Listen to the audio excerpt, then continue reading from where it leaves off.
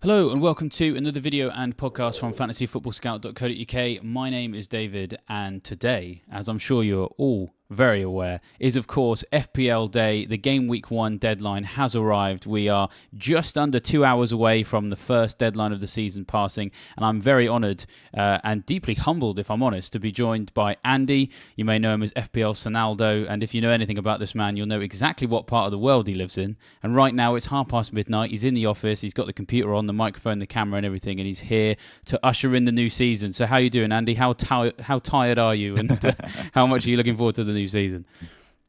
I'm good. I'm good. FPL does crazy things to us. It's not really crazy, but it is 12:30 in the morning here. Deadline's at 2:30 in the morning, but I'll be here with you guys. I did get some sleep after work, so I'm good to go, David. That really is a tactical nap. I love that. I did wonder when we sort of It loosely talked was. about the timing of this that you might just need to have a bit of a sleep before we go on. But I suppose would you probably be awake at around that time anyway, just based purely on the fact that you'd perhaps need to be to catch any last minute news, injury news, or perhaps lineup rumors, things like that. Would you be awake anyway, or are you sort of like being extra special kind to us and joining for the stream, etc. So I suppose people in your part of the world, I guess that's a question also to people in your part of the world. Is it quite a normal thing to do to stay up this late? Actually, most of the deadlines are on Saturdays, around 7, 8 p.m. So it's actually a really good time. But today's the first game week, and I really want to be here for this. So yeah, we're here. We are. But usually it's around 7 or 8 p.m. So it's not too bad. But certainly my sleep pattern has been really messed up because I got to do work, I got to live life, and then I got to do FPL. So yeah. Brian says crazy, Andy. You're probably right, my friend. Yeah, well, and speaking of the comment section, if you are tuning in at a particularly crazy time of day, I know that the Australians are having a bit of a tough one today, getting their team ready in time, also in that side of the globe. If there's any Americans in the chat who perhaps want to gloat about the fact that it's probably mid-morning/lunchtime and they can just sort their team on their lunch break, then do let us know. So let us know in the comments where it is you're tuning in from, what you're thinking of doing with your team. That very much is what we're going to be doing for the next couple of hours. We're going to talk through the teams that myself and Andy are looking at, and if you've got any dilemmas, of course, this is the best place for you to drop those questions in the chat, and we'll do our best to answer those with perhaps our own experience, our own insight, but also we're going to pull a bit of stuff in from the Fantasy Football Scout members area as well. And before we get too far ahead, I do just want to remind everybody that time is, of course, running out, not just for your Game Week 1 team, but also to make sure you can get the best possible deal on Fantasy Football Scout membership. There's so much good stuff in there. You've obviously heard us talk about it all through pre-season, etc. Some of the tables we're going to look at, season ticket, etc. All of that's in there. You can save up to 30% if you sign up now.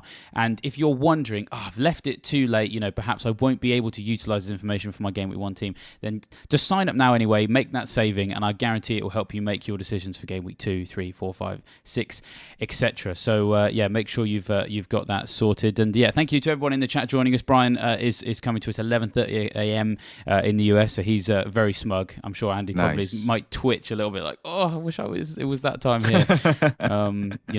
So we've already got our first American gloater, so thank you very much for that.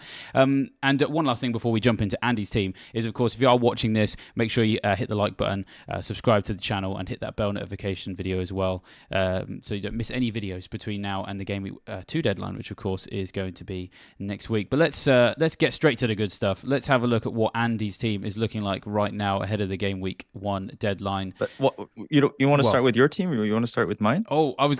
This is the thing. We're probably like, mine's not finished yet. Well, so what I've got, I'll just talk us through. Actually, what we'll talk through is that I have got, and this is the advantage, I suppose, of me like being on my computer, is I have got just a live feed basically of the FPL website with my team in it. So I'm going to be making changes throughout this video and sort of walking people through Oh the changes I'm no. making. So, I'm happy to go with mine first. If you'd like a few minutes to, collect your thoughts, you of course get the extra minutes being so late for you.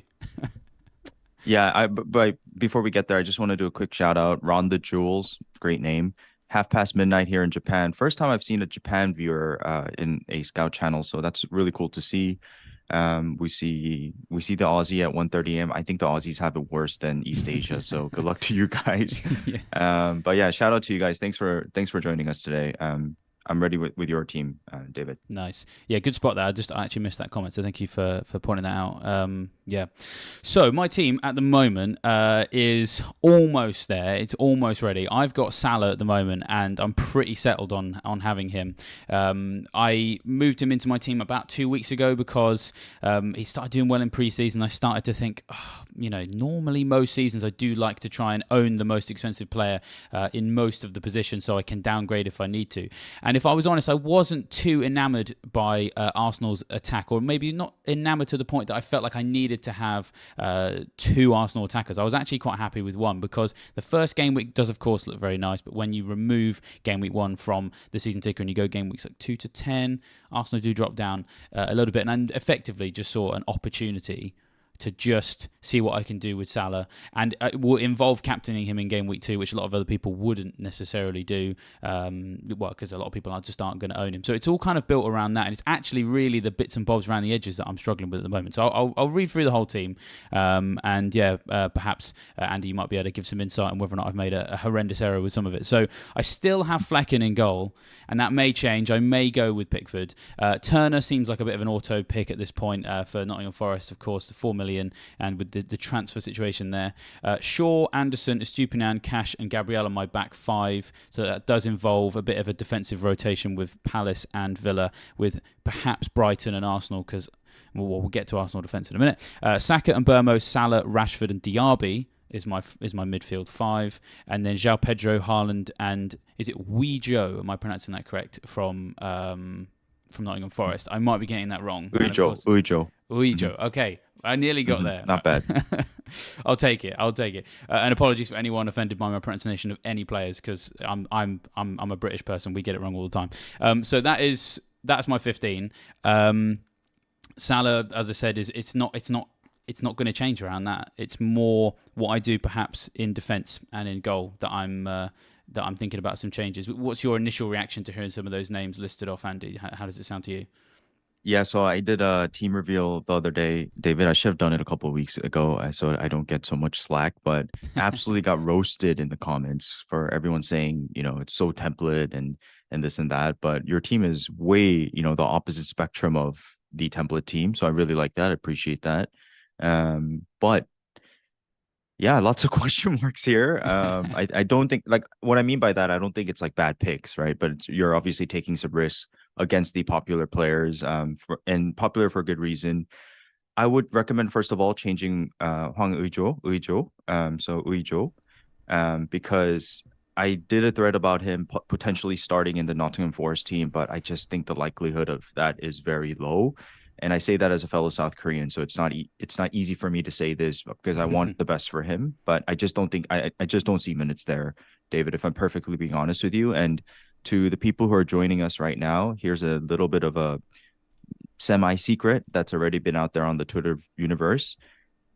Archer is someone that I'm probably going to pick and take the risk with it. There's a very, very high likelihood that he goes to Sheffield United. This is from a DM I exchanged with FPL Villain, and then Villain sort of released it on Twitter. But Archer is most likely going to be a Sheffield United player. So there you go with the 4.5 starting attacker that you needed, or forward you needed. So I recommend him over Richo. Yeah, I mean, so Archer was actually in my team, and I'm actually now going to put the counter to this, which of course is team dependent, with Cash and Diaby, who I'm fairly settled on because I couldn't find room for Watkins, and I felt that Diaby actually is not actually a bad alternative, a bit cheaper, extra points for the goals, and is, by the looks of it, going to play up front with him. If I go for Archer and that move falls through, I would then be locked out of getting Watkins unless I got rid of one of the others.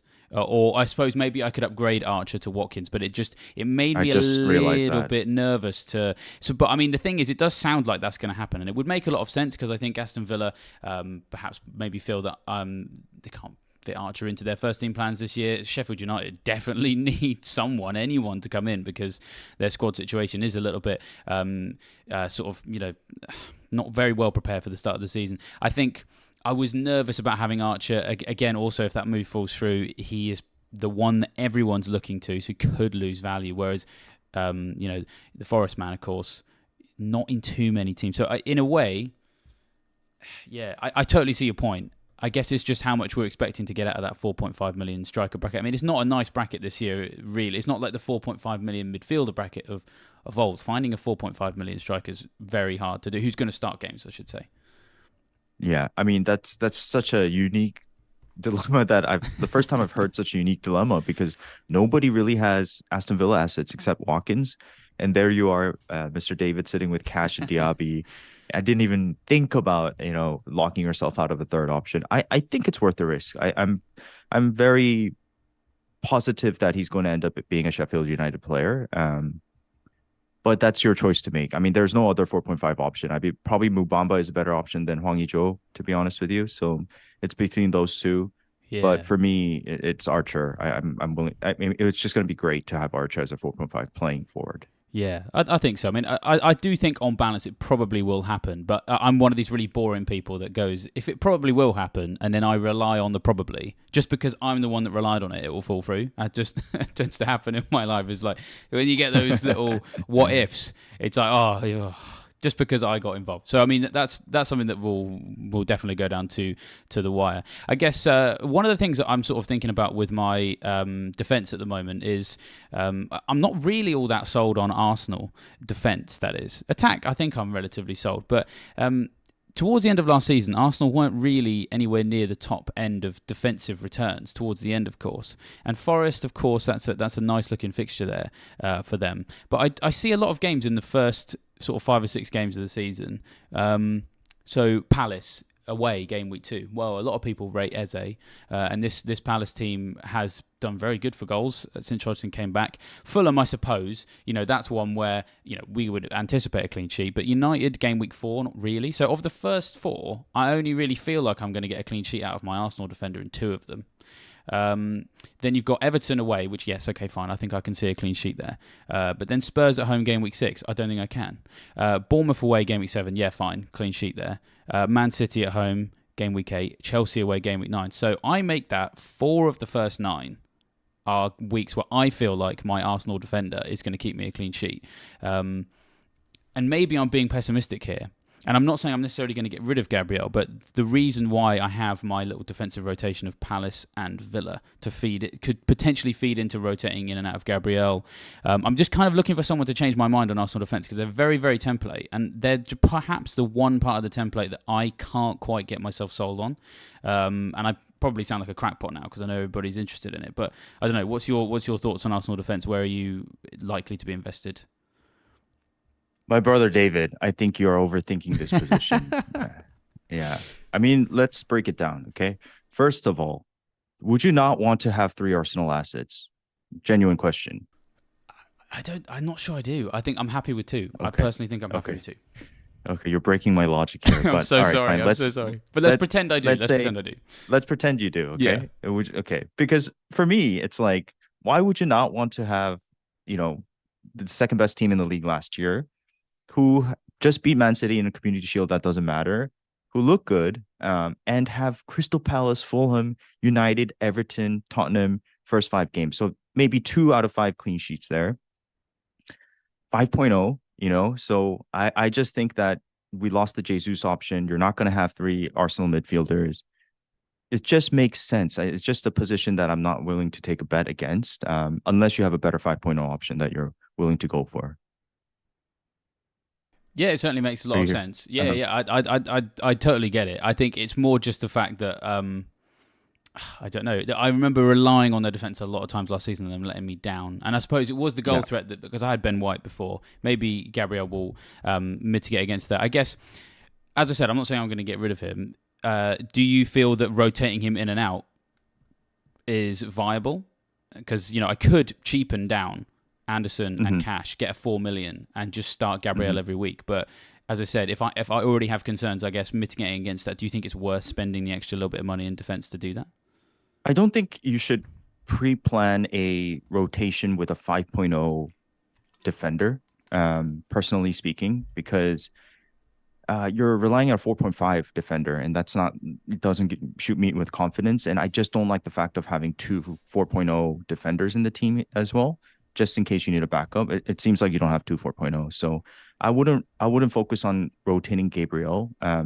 There's talks about him doing the XGC against the first six matches are very easy XGC opportunities for him to have a bullet header, but I don't buy that at all. I just think it's more of a, we're going for the clean sheets with Gabriel type of situation. So I don't know. I just think he's a good pick. I just think you want some Arsenal skin defense in the game.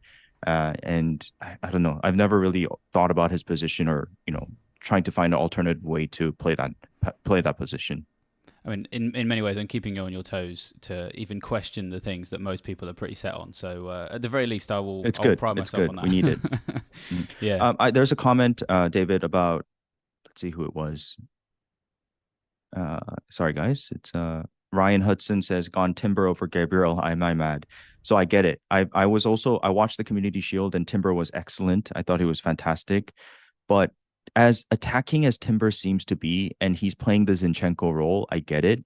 I just don't think that he's very reliable for attacking points, and so why would you risk that to go for him when you can have a locked 90, 100-minute player in Gabriel, where both of them, I see them as pretty much equivalent, defensive assets more than attacking, wingback type of assets. So I had Timber in my mind for a little bit, but I just think Gabriel's a better option, to be honest with you. Yeah, and Gabriel probably more nailed on as you say as well, which I think is Exactly. useful. So yeah, we've got some other questions on Arsenal actually, which from the chat. So I'm gonna start feeding those through. So we got Nick saying anyone going Havertz and Saka instead of Saka and Martinelli with the potential of Havertz replacing Jesus. Has Havertz ever come into your thinking? I mean, for that question, we really need Az for this because he's the one who's been banging the Havertz drum all summer. But I wondered if he perhaps ever come into your mind. I've seen a few people ask about him, and I suppose there's a broader question of the best way to invest in the Arsenal attack that's also out there as well. You're asking about Havertz? Yeah, Havertz specifically, but any wider Uh-huh. thoughts on Arsenal attack, I think will be welcome to people. Okay. Yeah, so I think if I speak, I can get in trouble because last burning questions, I was kind of like on the no Havertz train, and people were like, Havertz is amazing, blah blah blah. Like, bro, this guy does not finish, and until I see him finishing, I think he's a great player. I think he's going to be has a potential to have a breakout season. I get it, but until I see him finish, why would you go for Havertz? I get it. He's 7.0 million. When you have Saka, Martinelli, and Odegaard right in front of you, handed on a plate, who are just better options than Havertz, in my opinion. So maybe I'm wrong. First two game weeks, we see Havertz go, berserk. Then yeah, maybe we can go to Havertz and downgrade anytime we want. But we might not have the luxury to do that transfer later down the line. So you want to kind of do that right now. But I think it's a very big risk when you have the key players in Odegaard, Saka, and Martinelli in that team. Yeah, no, I think I agree with you there. Even from the same exact position of I agree, I think he's a good player. Whenever I've seen him have the opportunity to play football that is more what he's used to, ghosting into the box from a sort of slightly deeper midfield position rather than necessarily leading the line in the way that he was forced to do at Chelsea. He does look good in those moments, but does it necessarily translate to FPL points? Not really. As you say, can't finish chances. Very much a wait and see. Just because it is worth that extra million, I think, to go for Saka, Odegaard, or perhaps both, for example. So, yeah, I definitely think that's the way to go. I suppose I do have to ask you about Trossard as well, just because we're on the subject. Done very well in pre-season and, in theory, will play perhaps 45, 50 minutes, even if he's a sub. With these new rules, and he definitely can finish his dinner. He every time. I think in the last 12 game weeks of last season, he had more attacking returns than any other Arsenal attacker. Fewer minutes, of course, but more attacking returns. I think so. If you're going to ask me about Trossard, my reply back to that would be, why would you pick Foden over Trossard? I see them as sort of like minutes risk equivalent, and Foden is just way more explosive in my opinion. So Trossard just doesn't sit well with me. Yes, you might get the really lucky sort of haul from him. Lucky in the sense that you don't even know if he's going to start. If he starts, he's a great option. We just don't know if he's going to start. So in the beginning of the season, it's very important to just have somewhat minutes safety in the team and maneuver to the players you see emerge in the first two game weeks. I just think that people are anxious about game week 1 and trying to overthink it, trying to find like edges and this and that. And from the best players of FPL that I've seen, the best managers I've seen, they're always very calm from the start and not overthinking decisions and trying to be objective as possible and let the actual football do the talking after 1 or 2 or 3 game weeks, and then play the game. So that's kind of my perspective on Trossard being such a risky option from the start. Yeah, I agree as well. He's not gone anywhere near my team in the summer because I don't like to pick players who I'm not sure are going to start because it just feels wrong. I mean, maybe if the new normal happens and we have lots of extra minutes, and that is translating to Foden and Trossard still being super subs but actually still scoring really well, then maybe we've got a conversation. But until that point, it's kind of an ifs and a buts situation, maybe. Because to be honest, I do expect at the start of the season we'll have a number of games with 11 to 12 minutes of added time, and that will slowly reduce, either as the referees get less strict on it, because that always happens. How many times at the start of a season have we had a situation where the referees come in and go, oh, we're going to be more strict on this now, and they do it for like 3 weeks, and then they just, when everybody stopped looking, they go back to normal. Or alternatively, they retain that level of strictness and everybody learns how to not time waste. And therefore, because if you don't time waste, you are going to have a game that is not going to have 12 minutes of added time.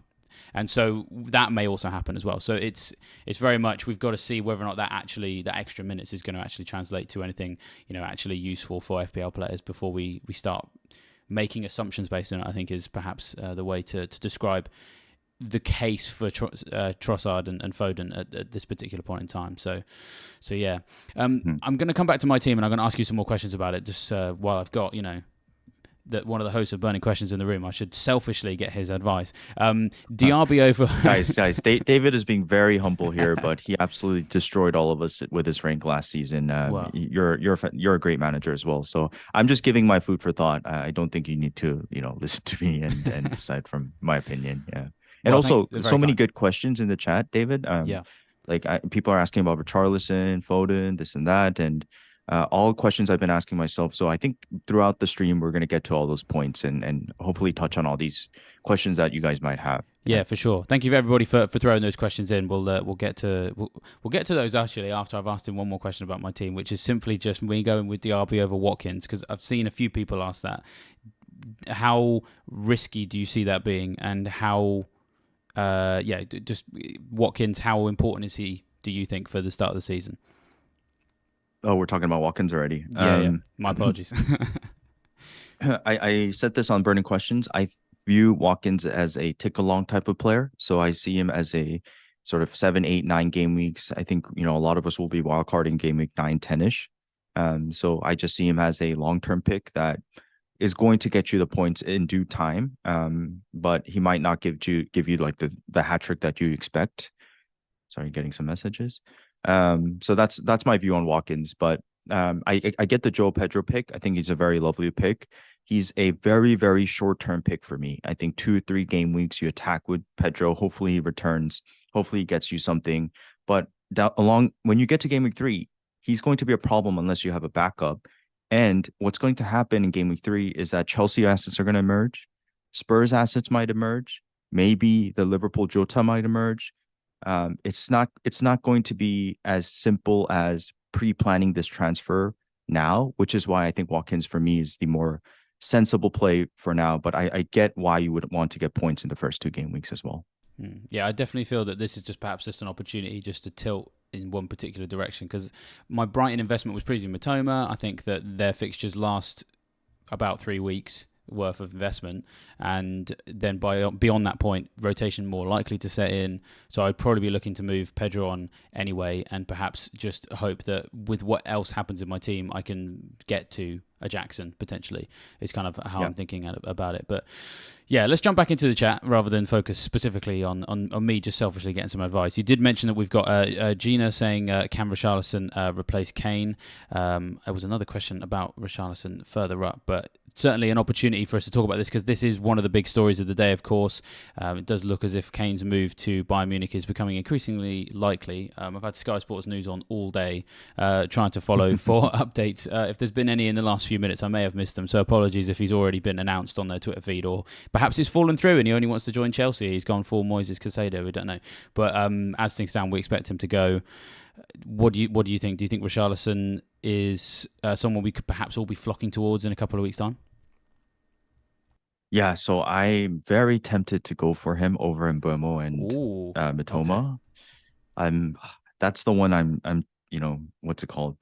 Itchy for because it might work out. It might work out. I'm just not like fully sold on Mbuemo and Mitoma as a pick, and I'm willing to take the risk against him if I knew that Richarlison was a 90-minute player and pretty much like locked. But here's the thing about Richarlison. I was talking to Baker about it, and he's not so keen on him right now because there's the opportunity that you might see Perisic start on the left and Son come up. This is according to Baker. So yeah, maybe Richarlison's a good pick, maybe he's not, but maybe the best thing to do is wait 2 game weeks. So that's kind of where I'm at with Richarlison. If you decide to go for Richarlison now, so go for it. I think it's a good option. I think it's a good play there. Yeah, I think so. I mean, you've only got to look at what he has done for Brazil. That when he is deployed as the number nine and is on the end of everything, it makes such a difference because he's very much been sort of shoehorned into positions at Spurs that don't really favour his skill set in the time that he's been there. Kane leaving it just allows him to take up that slot. I mean, Son, I suppose, is going to be in that conversation as well. I mean, he talked about how last Yeah, season he was playing with a bit of yeah. pain, and very much that he's kind of over that now. He's from just double checking with your team. He's not on your team. We do always have to ask you about Son because of course you and him have that link. And as I've said before, you being able to go to the Spurs stadium and watch him score a fantastic goal is definitely one of the most wholesome things the FPL community has ever thrown up. So that'll always stick with me. But has he entered your thoughts in the preseason? Yeah. Still potentially going to enter the team. I'm still open minded to it. People sleeping on him. He had a tough. Even if he had a tough season last year, he still returned double-digit goals, and I do think there's a chance he starts up top from the first game week, which is what entices me. But the issue with Son is it Son or Martinelli for me? And that's no, not Martinelli. Is it Son or Bruno Fernandes for me? So that's kind of where I'm stuck. And I do think that Madison is the better pick right now in terms of FPL, just because he's cheaper, he's playing more central, he's more closer to goal. Son only played about 90 minutes plus 45 minutes in the preseason, so he needs more time to get his feet rolling.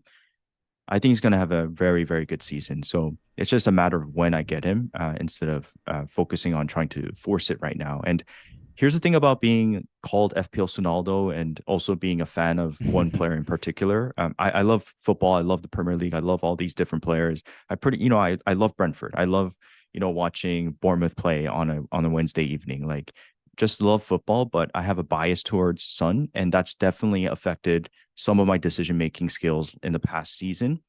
Because the previous season I had very good success with Son when he was having a good season, and then I just kept believing in this player last year, which kind of backfired towards the end of the season. So I think it comes with it's a double-edged sword to say the least. Yeah. Yeah, definitely. We all have players that sometimes can lead us in one particular direction. I had that a little bit with John Lundstrom a number of years ago because he was very, very good at the start of the season and started to tail off. And there was a point in that campaign where I think we really needed to sell him, and I just couldn't bring myself to. So I certainly know what that can be like. And you're not the only one thinking about Son. We've had a few people in the chat asking about him. Violet Citizen asked, how about Son?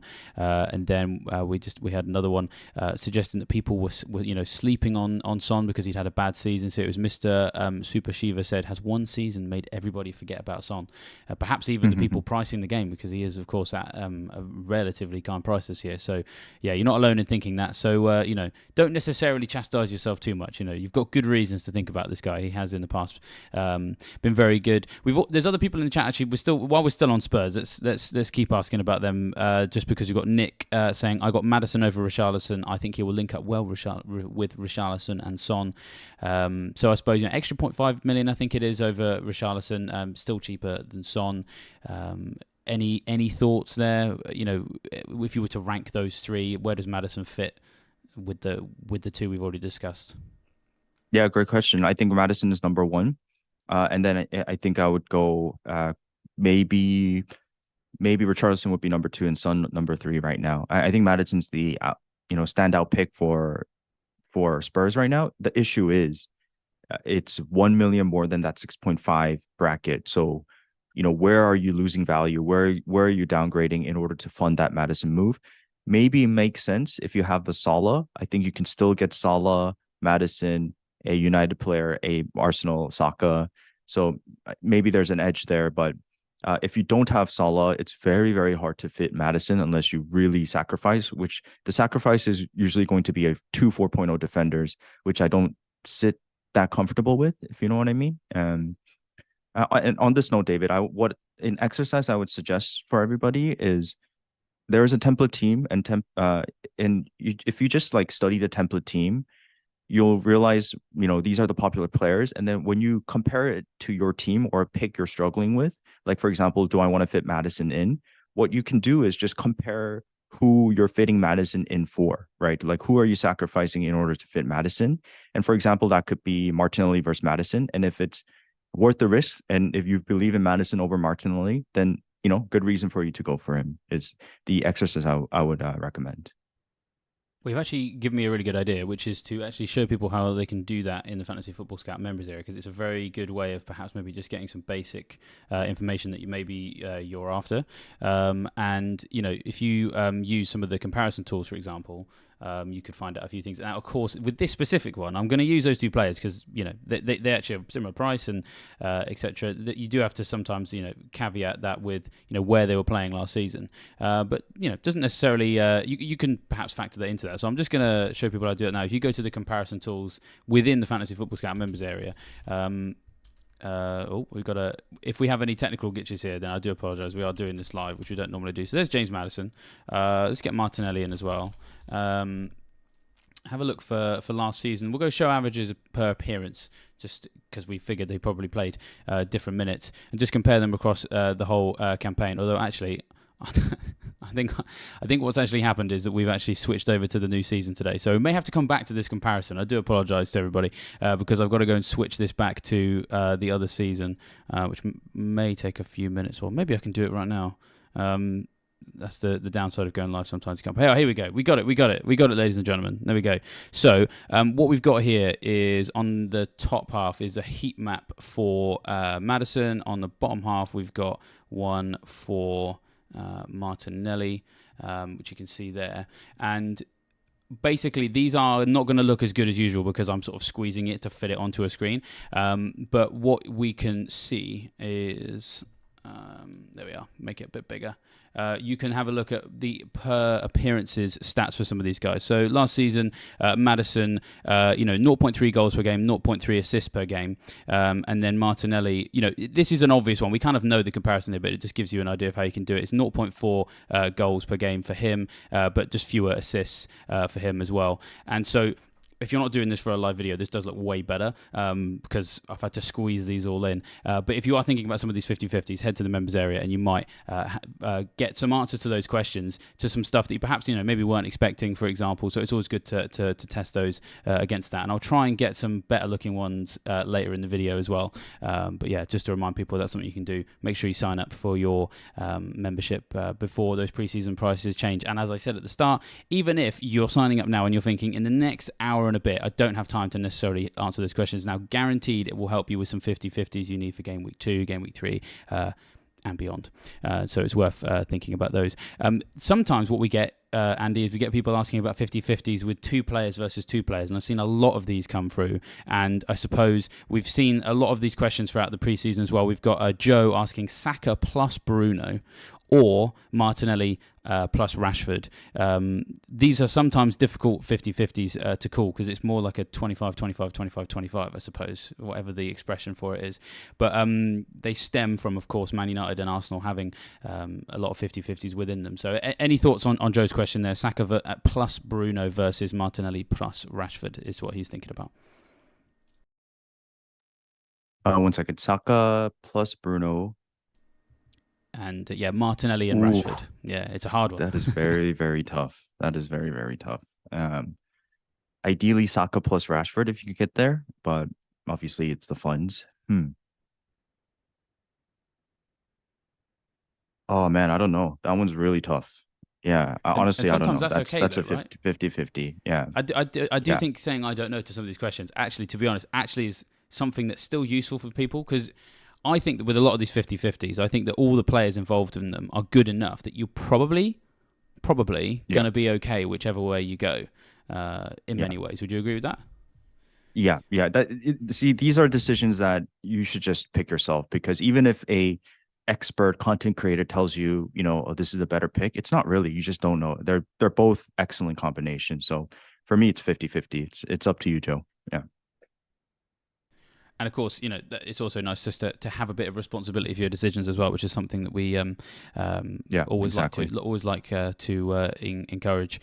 Are you in a position now where we can perhaps maybe look at some of the decisions in your team? Are you happy for me to get your team on the screen for a little bit, and we can analyse that in some detail, perhaps talk through some of your 50-50s, or would you like a little bit more time with it? Because normally on these live streams, we've got a lot of decisions to make. So it's up to you. We can look at it now, or we can take some more questions, and you get a bit more time thinking about it. What are you thinking?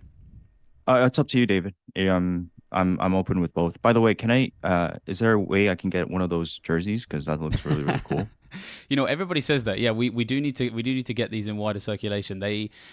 Funnily enough, funny story, interlude time. This is actually my leaving present from Scout. And don't worry, I haven't left. It's the fact that I used to work here before, and then I left, and then I came back. I'm reliably informed that I need to return most of the leaving gifts, although I drank one of them, so I do apologise on that front. But then in the end, it was quite useful, because then I've kept this, and then I can use it on videos, and then they actually used it as a template to hand them out to everybody else. So when the people who are employed by Scout meet up, we can wear these when we go out and do our socials. But we have had a lot of people asking about them. I'll feed that into the into the management that we should get some more, get them on general sale. Upper echelons. Yeah. I think I'm going to talk to Big Man Chris about this, and hopefully get some jerseys. Maybe do a Burning Questions League, guys. And maybe do a monthly giveaway or something like that. I'd like to do that. The other thing, of course, is that you can. I may have to take my headphones off for this, but I'll turn around, because I also have my name and number on the back as well, which we should show off, because people don't normally see that. So if we're just trying to sell the shirt, then here we go. So just turn around. There we go. We've got the old Monday 7 on the back of the shirt. Apologies. Oh, hold on. Getting tangled up in all my wires now. I don't normally expect to show the back of my body when I'm doing these videos, but yeah, the numbering, the lettering looks lovely. And the best thing, while we're selling this shirt, is the fact that when you have your shirts and it's like they have to print it on, so that when you wash it, if you've played football in it, because I play football in my Lundstrom shirt all the time, you have to wash it on the lower heat so that it doesn't just melt away. I've got an old Reading shirt where I lost the sponsor. The beauty of this Fantasy Football Scout shirt is the fact that all of the writing on the front and the back is all just a part of the printing of the actual fabric in the first place. So it means you can wash this at whatever temperature you want that is reasonable for washing this, and you're never going to lose any of the writing. So as long as the general sale versions of those are the same, then you guys have got yourself a pretty sturdy shirt there. So well, thank you for giving us the opportunity to sell that, Andy. I hadn't even anticipated us being able to do that. So here we are. I've always wondered why I wasn't receiving one, but now you owe it to me, David.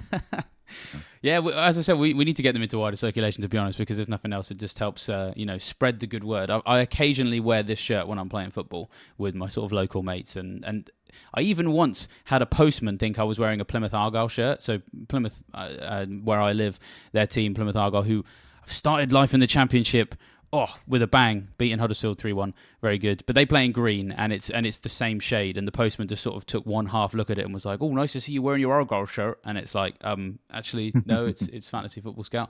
And so there we are. I was able to turn him into a fantasy football convert. And so you too out there could help convert your friends into Fantasy Football Scout fans with this shirt. So stay tuned for an update on that. But yeah, nice. Well, if you're happy with us having a peek at your team, I will stick it on the screen, and then if that's anybody fed up with me talking about shirts, then they'll probably be quite happy to see your team on the screen as it currently stood when you sent it to me about an hour ago. It was Pickford, Turner, Chilwell, Gabriel, Stupinian. And then on the bench, your defenders, I think, are Baldock and Udogie. Then you got Fernandes, Saka, and Burmo, Martinelli, and Rashford as your midfield 5. Haaland, Watkins as your front 2, with Archer on the bench. So yeah, that's what it's looking like right now. Has it changed since you sent it to me? Are there bits that are going to change? How panicked are you about this team going into the deadline, or are you pretty chill? pretty happy with it. I haven't changed anything. I'm panicking in the sense that I'm gonna get slated for this template team. Oh man, that was a rough one, the team video, but it's just such a good team, and it just like I really thought about every position in depth. Like I'm just not here to like, you know, oh, what's everybody else doing? Let me do the same thing. I'm just that's just not the way I've been thinking about FPL at all, and I just think all of it makes sense. I again we go back to if you guys were joining us earlier, the idea for me is to just just start off on the right foot and then find the edges by the time we get some data by game week 2. Last year when I was doing burning questions with Pros, I kind of learned off him a lot as well. And some of the things that Pros was saying that really kind of sticks with me is for him, I think it was maybe even 5 game weeks of data is not enough.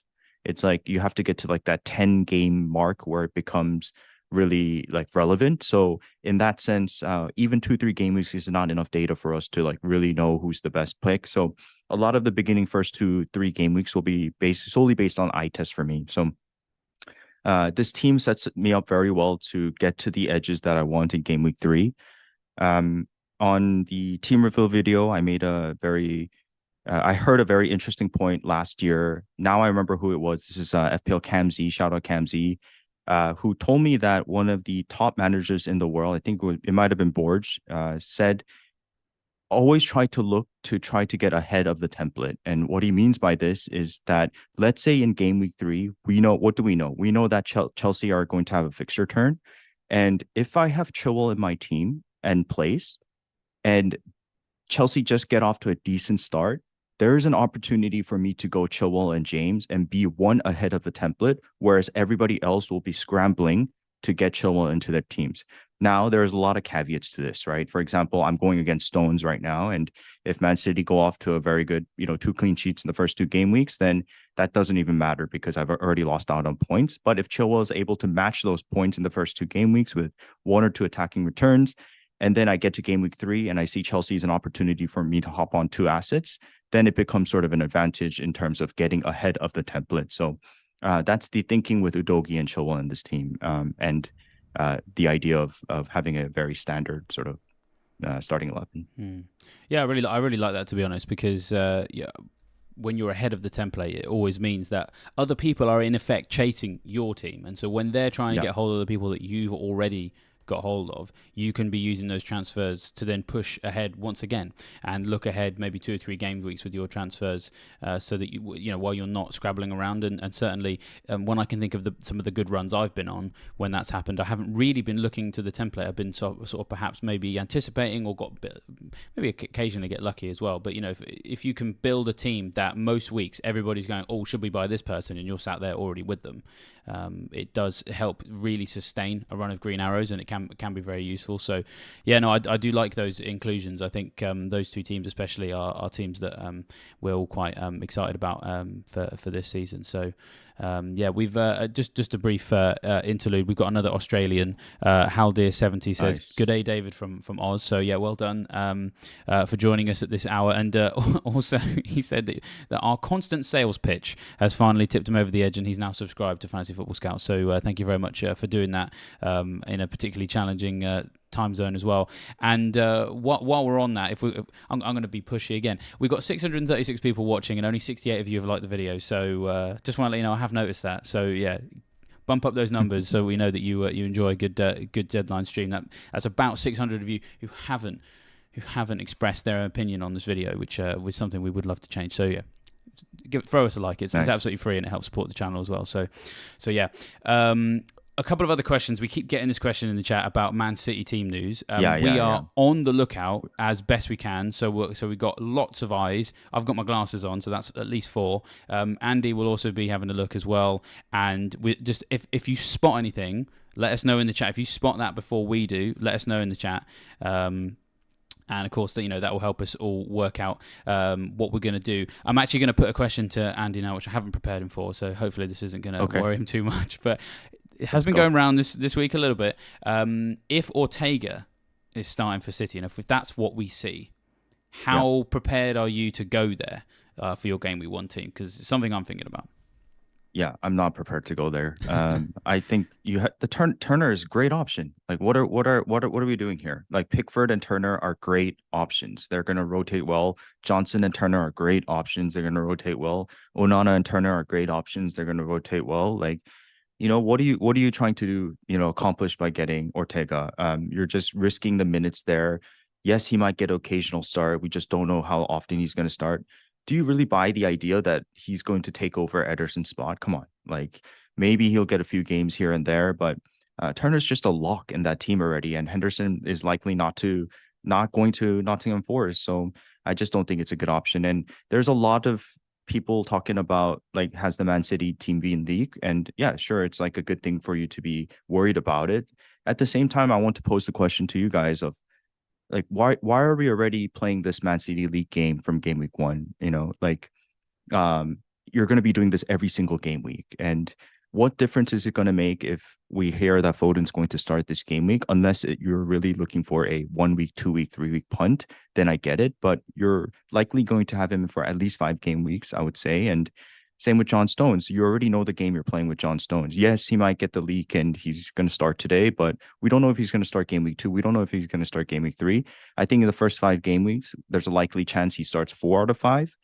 That's the bet you're taking. And if he starts 5 out of 5, good for you. But, it doesn't really matter if this league, Man City league, comes out today, because in the end, like, you're just going to be worried about that league every single week, in my opinion. Yeah, it's very situational from one week to the next for sure. I mean, I suppose that there had been a little bit of suggestion that maybe Ortega perhaps might have replaced Ederson if he didn't finish the season as well as he did. So I think there's perhaps still a possibility that he maybe takes over. But as you say, it's hard to necessarily accurately predict that with confidence.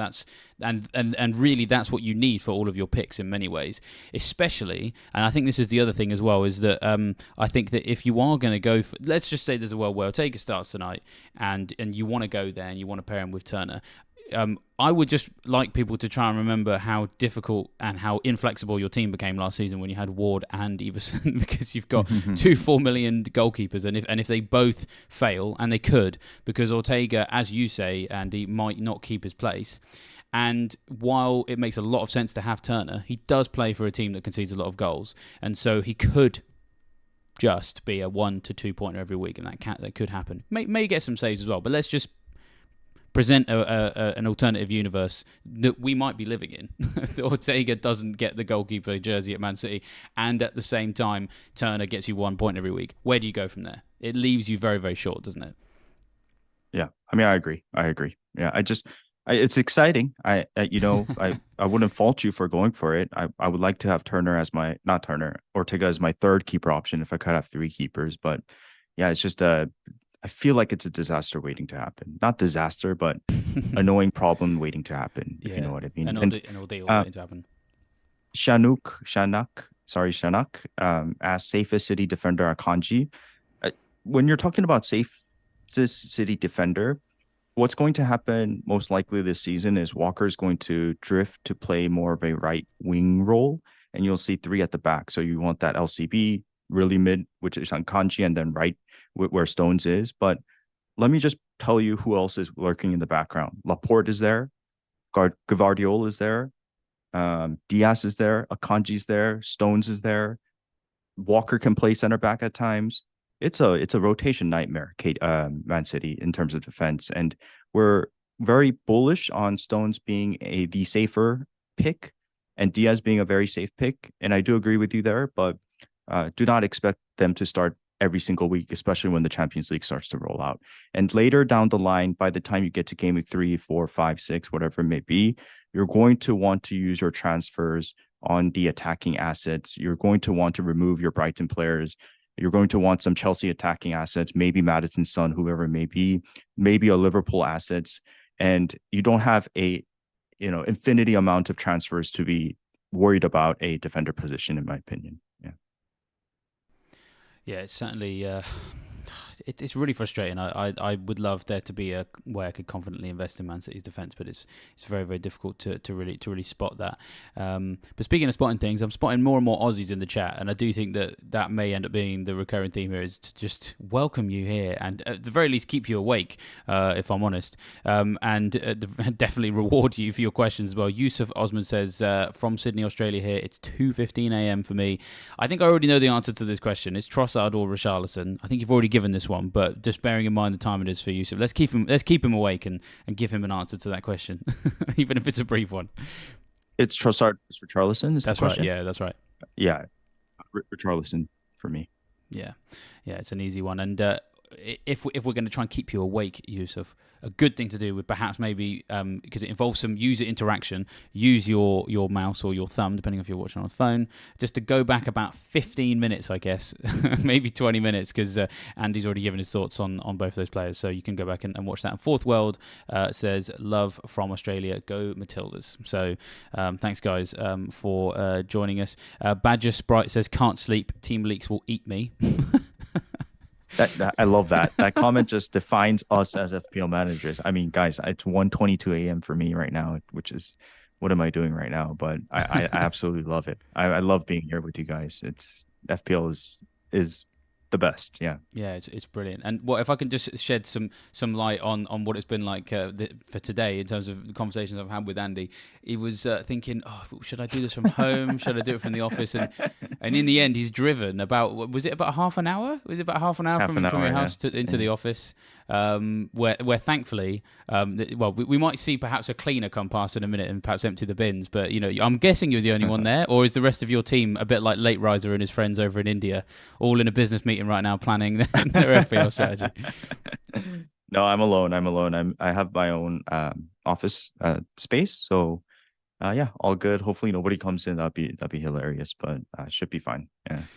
If they do come in, make sure you tell them who they should have in their FPL team, because that seems to be... You know what, David? Yeah. While we're here live, I'll tell you exactly what happened, guys, today. Because last night I got very excited and I told David, "Hey, we should do a deadline stream." And then this morning I woke up and realized the deadline's at 2:30 a.m. for me. And so I could have just told David, "Hey, I can't do this," but part of me really wanted to do it, so I'm just like debating whether to do it. And David was chasing me down the entire day, like, "Are we going to do this? Are we not?" And I purposely ignored you for 2 or 3 hours in between because I couldn't decide. But here we are, streaming right before game week 1. Yeah, it's fantastic. I mean, the funny thing is when you say last night you messaged me, I feel like it wasn't the evening. I don't remember it being last night when I got that message, which just goes to show how just weird and wonderful it is that this game unites people across like vast distances. Is absolutely incredible. So yeah, we value everybody. The Australians are flooding the chat now. We've got Ethan Bell. Yeah, from that's Perth in awesome. Australia. Yeah. So thank you very much. I suppose my question, Australians in the chat, this is your next question. What is your plan when that deadline passes? Are you doing an all-nighter? Are you going to stay up? Are you going to watch Burnley v Man City in some ways? I can relate to this to some extent. If you're an English person who likes watching American football, it's quite common to have to do this sometimes, especially for the Super Bowl. So yeah, let us know, Australians, if this is an all-night experience for you. Are you going to stay up and watch the game? Or the second that deadline passes, it's... That's what we want to know. So let us know. Let's come back to your team then, Andy. Just to have a look at a few other bits and bobs. We had someone ask about Bulldog on the bench, and I suppose it's not exactly the most glamorous of price points, but 4 million defenders in the past, especially at Sheffield United, have sometimes gone on to do great things. The 4 million defender bracket. Are you particularly excited by the options we have there this season? Bulldog, I am going to imagine, is the one who you think is the best one. But there's more options than we usually have. So I just wondered how excited you were about them. Am I particularly excited about the 4.0 defender options? Absolutely not, David. Absolutely not. I do not care about these 4.0. Sorry, guys, but Bulldog is just there. Like he's the reason I picked him is he's starting in the preseason. He's likely to be a starter. The position he's battling against, I can't remember the name, but is I think injured at this point in time. Correct me if I'm wrong, guys. And he also plays in a 5-back, which gives him an opportunity to fill out one of the 3 spots at the center back role. So I just think he's a safe 4.0 minutes option. The other option, I believe, is Kamore, right? But besides those two, I don't think there's many 4.0 defenders that's safe in terms of minutes. Of them all, I think Baldock is the safest. Yeah, I'm glad that you So just... Violet Citizen says Greek international Baldock. I love Baldock. He's amazing. Yeah. Yeah, I mean, he's certainly one of the more attacking of the 4.0 million defenders who we know has played in the Premier League before, because of Kabore, you mentioned as well. I always love your honesty as well, because a lot of FPL managers do get really excited about this particular position, but you'll just say it like it is. Like, no, guys, it's not that exciting. You might not even need them. I mean, so Austin has talked about Bogle, and then we got Badger Sprite. Bogle, that's the one. Yeah. Beckenbauer. Yeah. He's called Bayer. But to everybody, he's called Beckenbauer because of how he plays. He's, ball spraying and passing, ball carrying defender, which we always like to see. The Australians have answered my question now. I'm enjoying these little exchanges. It's a split sort of answer here with, Plowboy says that he says, pfft, scoffing at the fact that Perth are an hour behind and are in the same time zone as yourself, by the sound of it, Andy. But we've also got Ethan saying 3 a.m. is a bit too awkward to watch, so we'll sleep.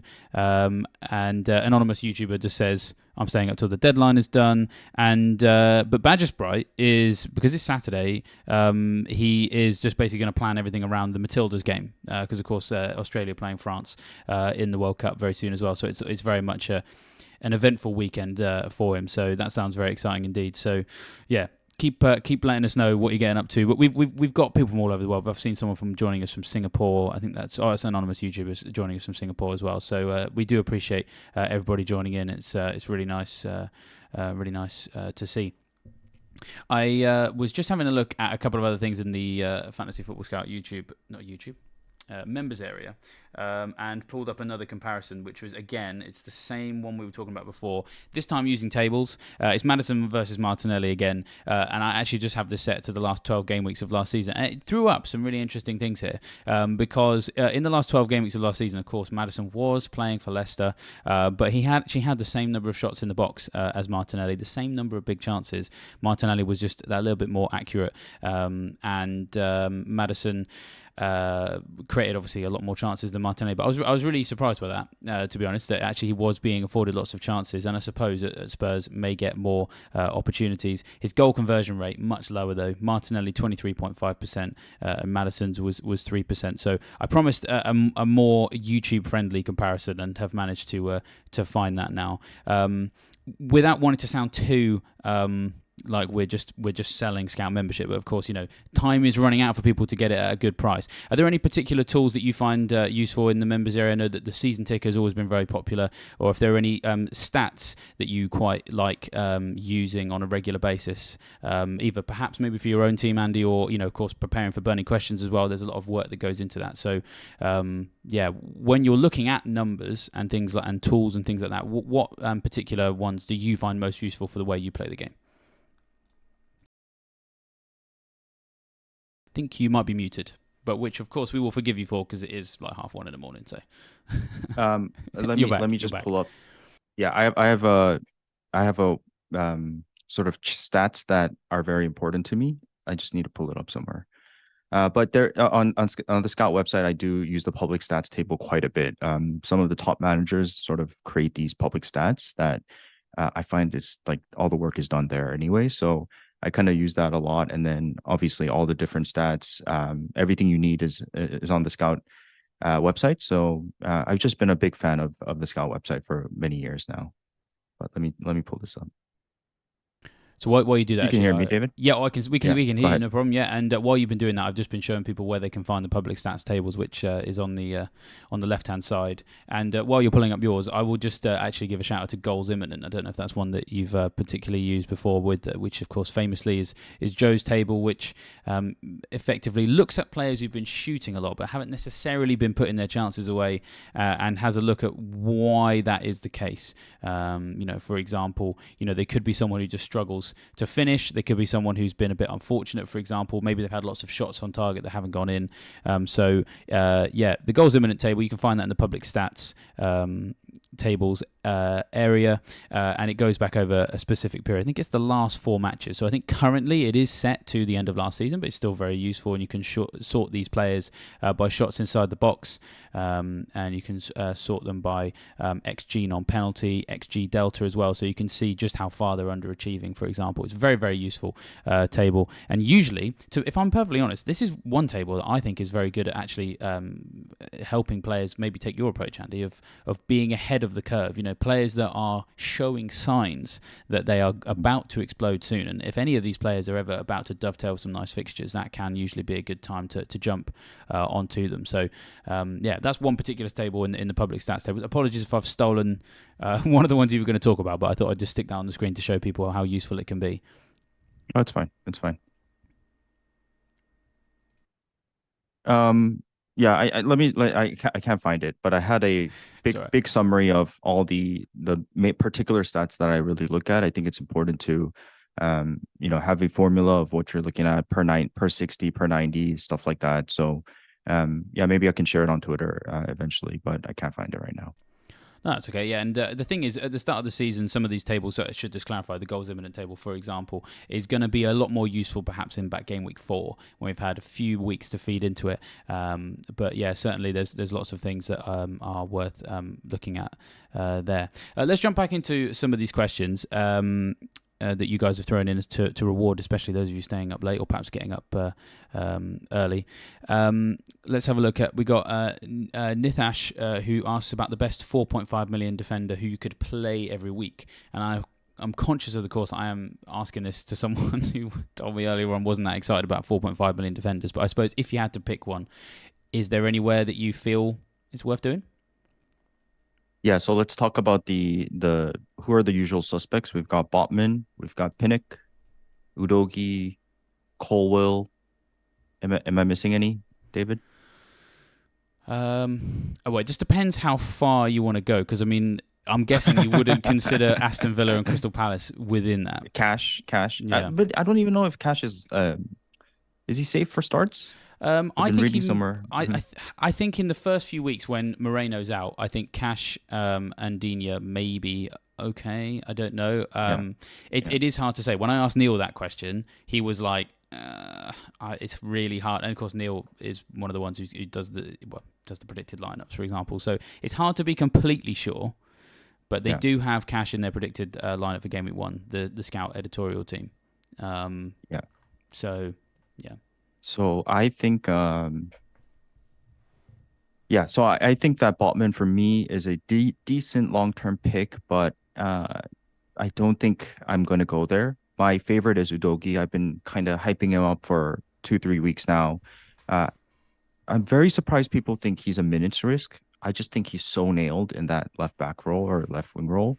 And under Ainge, basically, he's going to be super, super attacking. Just being attacking doesn't mean you're going to get returns of, assists and goals. There's been so many cases of defenders with heat maps of being super close to the opponent's goal and they return with nothing. So I wouldn't expect too much from Udogi, but he is still a very attacking, locked up defender in that Ainge's attacking team. So I just see him as the best 4.5 option. And again, you can get ahead of the curve in Game Week 3 if you see Spurs becoming a legitimate team to invest in by that time. I just like having him as a backup option at 4.5. I don't like the Colwill picks too much because we still don't know about Chelsea as a defensive unit. When you pick Colwill, you're really heavily reliant on the clean sheets, and eventually in due time, you might want Reece James, you might want who's up top. Jackson, whoever it may be. So that's what I'm afraid about, locking myself up with the 3 Chelsea assets. Yeah, I mean, Colwill, I think it may present an opportunity, but I suppose it is those fullbacks as well, because I think we're really going to want probably Chilwell is seemingly likely at this stage. And do you want to double up? It's hard to really want to do that. You lock yourself out of a triple up when the fixtures turn as well, because that Game Week 3 transfer for people is going to be super important, because even yourself with Chilwell, you may want to get even more investment than just who you currently have. So I think everybody's going to be going after a Chelsea player in game week 3, so And, don't limit yourself. and David, if I speak a little bit more on Udogi, this is how highly I rate him. It's the fact that I can go from Embuemo or Mitoma 6.5 to Richarlison and leave pretty much zero point zero in the bank, and still have Udogi, so it would be fine. But I'm not willing to sacrifice Udogi in order to get what's his name, Madison in that spot, because I just like having him as a safe, much more reliable option than the 4. We're talking FPL gameplay here, than the reliable 4.0 Baldock type of players. I'd be happy to start Udogi against a good fixture, which is why I see him as a very decent 4.5. That's more of a 4.8 type of player, in my opinion. So, yeah, that's why I'm not even willing to lose him in order to fund a Madison. Yeah, he's got a cool name as well. I mean, anybody called Destiny, it seems that he is destined to be in your team with a name like that. And the thing is, though, the way he plays at Spurs is probably going to be quite. I mean, Porro is being talked about, but in many ways, they're going to provide the same output for Spurs, right? Postecoglou does like using players of that type to be involved very heavily in the attack. Yeah, yeah. And 4.8, actually, I know what you mean. It's that 4.5 million defender who probably should have been priced at 5 million after they tear things up in the first few weeks. So, yeah. He definitely feels that type of player. Violet also getting in on the puns as well, who says that Udogi is the pick of destiny. So that's one for you Tenacious D fans out there, if there's any of you left. Here's another one about defenders, which I've got a few thoughts on, because this is a little debate I've had in the preseason, which is Wan-Bissaka versus Dalot. I think I know where I stand on this one. I mean, I'm happy to take this one if you want, Andy, unless you have some thoughts on it. Go ahead. Well, so I had been, when I started to see Wan-Bissaka playing quite a lot in the preseason, I got very excited because I was interested in the United defence.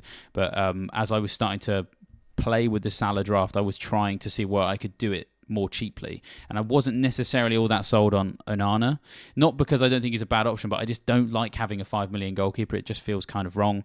I wanted to spend 4.5 and 4 million combined with my two goalies, and so seeing Wan-Bissaka emerge was quite exciting. And there was a little bit of pre-season where I felt that maybe we got a chance here, because he started a couple of games where he was arguably in with the first 11, if you could describe it as that. I think it was the Real Madrid game, I think it was the Real Madrid game where he started over Dalot. But since then, it really has sort of gone downhill, and it looks like maybe Dalot is the one who's going to play more minutes. Wan-Bissaka did finish the preseason as the most utilised fullback, compared to all of the other options. I think it was 315 minutes for him. But in the final two games, it was just 29 minutes against Dortmund, and Dalot started that one, and then he wasn't involved against Lens against Bilbao, I think it was, after that. Oh, no, sorry, I'm looking at the spreadsheet. I've got this all wrong. He didn't start against Lens, but he played 90 minutes against Bilbao the day after, and we saw a lot more of the more important players playing at first of those games. Dalot, the game he started where Wan-Bissaka was a substitute, Dalot scored an incredible goal, and then Wan-Bissaka gave the ball away really terribly to concede a goal as well. And so there was a time when mathematically Wan-Bissaka was ahead on those minutes. That gap has shrunk as more of the important games have needed Dalot to play. And so I think it's perhaps too much of a 50-50, if I'm honest. Because I then was thinking, okay, do I go for Dalot? But then I just couldn't fit that in either. I do think that in the end, spending that extra money on Shaw, who's so much more locked into that position, if you're that invested in the United defence, is probably the way to go, which is a real shame, because, I was toying with a draft that weirdly had Wan-Bissaka as the linchpin. You take him out and all of a sudden it didn't work so well. But I do think the days of being able to enjoy that have sadly passed, unfortunately. Which is a shame, because I actually think that there's the thing about United defence is that it looks good. They've got some great home fixtures. Wolves and Forest look great, but it's game week 2 and 4 where it doesn't look so nice. And a rotation would have been perfect. And I'm now it's still one thing I need to make a decision on in the next 50 minutes, if I'm honest, is because I could just switch Shaw to Stones. United's defence fixtures aren't great. You actually don't have any United defenders in your team, Andy. I suppose you probably have some thoughts on how you came to that decision. They may, of course, have been influenced by some of the things I've just mentioned. Oh, I think you're muted again. No, apologies. Yeah, let's take a look at their fixtures, right? So the first game they have Tottenham. Up to you to call it. Nottingham Forest next game, yeah, maybe a clean sheet there. Arsenal, then Brighton. That's like 1 out of 4 clean sheets in the first 4. So I'm not very bullish on their clean sheets perspective, which is why Onana has, gotten out of the picture for me. Luke Shaw, yes, very attacking, but at the same time, he could also be playing the center back role. We just need to, sorry, United fans, but my opinion is that I just want to see a little bit more before I invest in their defense and think of them as a reliable defense.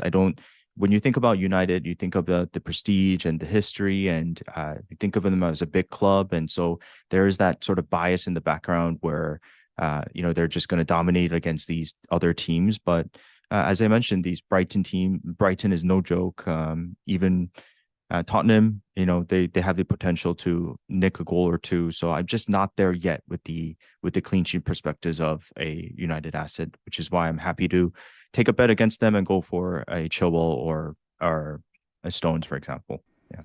Yeah, it's those fixtures that really push me away. It's, as I said, the first 2 at home, Wolves and Forest, are beautiful. Oh, sorry, I skipped Wolves. Yeah. But I mean, the thing is, you've still actually helped make an excellent point, even when you take Wolves out of the equation, because it's something that General talked about on the first episode of General's Orders that we did about 10 days ago, is the fact that sometimes if you remove game week 1 from the season ticker that you're looking at, can actually tell you an interesting story. And it was actually me doing that with Arsenal that kind of fueled some of the thoughts I had earlier about, do I need 2 of their attackers? I do think they're going to do well against Forest, and maybe I'm going to leave myself short by only having the 1. But if I'm perhaps better equipped to get the best out of game weeks 2 to 7 by not having to move away from that, it's just another way of looking at it. And by removing game week 1 from the situation for United, it as you say, becomes much less exciting for clean sheets, because then it is the Spurs, Forest, Arsenal, Brighton. You're not expecting too much in the way of clean sheets there, and that's why it is a shame that we can't factor them into a rotation. It's not necessarily everybody's way of playing it, but one of the things I got super excited about when Wan-Bissaka was around was that him, Cash, and it was Mitchell at the time was my Palace defender, but he's got this little yellow flag, so I went for Anderson in the end. They actually work out really nicely, those 3, to rotate, but it's just you've got to have them at the right price points to do that rotation. So unfortunately, they're just not presenting them in the way that we would like, I suppose. So yeah, that's the unfortunate situation with that. Let's jump back into the chat for some more questions then. Let's have a look, because there's David, I see a lot of comments about DCL, which is wild to me. He's not even fit. Apparently it's a late call for him to start, so I'm not really sure. Why would you go there? Is my opinion. If you're going to go DCL, I would go Watkins. I don't know if they're the same price though. Yeah. Or alternatively, go maybe Visser if you wanted someone in that slot. That specific price point, if you felt that was the way to go. But you've actually helped make a decent segue, actually, because one thing that people might not necessarily be too aware of is the Fantasy Football Scout team news page, which I do have open on the screen right now. Which, if you go to the website and head to the top and click on team news and then click on predicted lineups, we do obviously offer predicted lineups for all 20 Premier League teams. That is fueled by Neil and Tom and Mark, the editorial team, watching every single press conference, every single game week. Many of you perhaps will have already watched the team news video, which was on a little while ago. Every week on a Friday, sometimes maybe 2:30, sometimes maybe 3, depending on the schedule. You can catch the live video going through all of that, and that all feeds into these predicted lineups, which I've got some of them on the screen right now.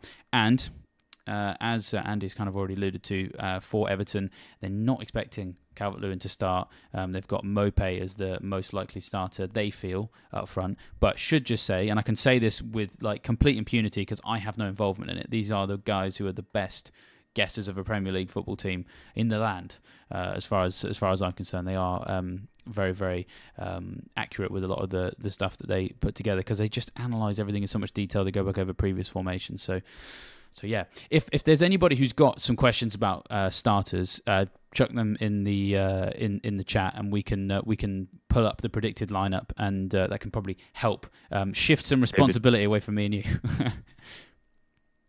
David, I need to give you some urgent news. Oh, urgent news! Here we go. Phil Foden starts. KDB starts. Apparently, source might be trust me, bro, but it could be legit as well. So, looks like it's gaining traction. Phil Foden and KDB seems to be starting. No news on Stones yet. I'm glued to the team news, guys. So, yeah. Yeah, well, thank you very much. Yeah, we did say that we potentially might see some, and yeah, it sounds like some of it's going to trickle through now. If you see anything else, let us know in the chat, and we'll try and get that well, not verified, I suppose. Not to say we don't trust people, but a lot of this information tends to swirl. So anything additional, then let us know. I suppose. Well, let's talk a little bit about that then, and I'm actually going to switch to the Man City predicted lineup on Fantasy Football Scout to see what they had for us, and they had Ederson, Walker, Akanji, Gvardiol, Stones, Rodri, Alvarez, Bernardo, Foden, Haaland, and Grealish was their predicted lineup. Nice. You've kind of already alluded to this, I suppose, because we're going to have this every week. A lot of the things that put people off Foden was the fact he didn't start the Community Shield game. Are you tempted? Are you tempted by Foden knowing he's going to start this one? Just sometimes Pep usually sticks with the same team for the first 4 or 5 of a season, I suppose, is the context I would put to you. What I can see you leaning back and scratching your eyes. Oh no, we've got a difficult decision to make pre-deadline. I do apologise, but yeah, what's your does that change your thinking in any way? This potential team news. The Foden definitely makes me itch. The Stone stuff doesn't, but he's so good. He's so good, David. And when you have Phil Foden in your FPL team and he starts, it's an amazing feeling. Like whether he delivers or not, you just go into the game so excited. It's just a different type of FPL asset. Ah, man. All right, let's start to tinker. But yeah, I'm. It would mean for me, it would mean getting rid of Udogi, moving Mbuemo up to Foden, and then I would have 2 4.0 defenders. And it's hilarious because I don't know how many of you guys have been watching from the start, but I've just been talking about how ridiculous it is to be relying on team news for City, and here I am just tempted by Phil Foden once again with 40 minutes to go. So Phil Foden, I love Phil Foden as a player. It's hard to deny him. Yeah, but KDB starting is very interesting too.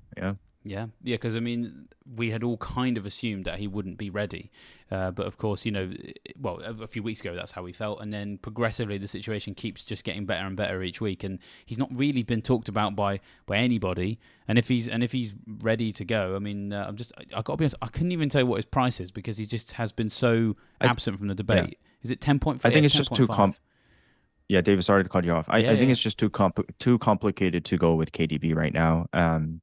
First of all, he's had only 45 minutes or less to play, as well as the fact that you've been planning, guys, for your team for a couple of weeks now, and all of a sudden KDB coming into the fold means you have no idea what you're doing with like switching positions around, this and that, unless you're willing to do a Salah to KDB swap, for example. So I just don't think I would go there right now. But Foden is someone maybe you should consider. Yeah. Yeah, Foden is definitely the more attractive option. And I suppose, well, actually, Nicholas in the chat has put something in there that maybe tempers things a little bit, as in keeps everybody's feet on the ground in terms of what to do with the Foden information, is that Foden's ownership actually is not really that high.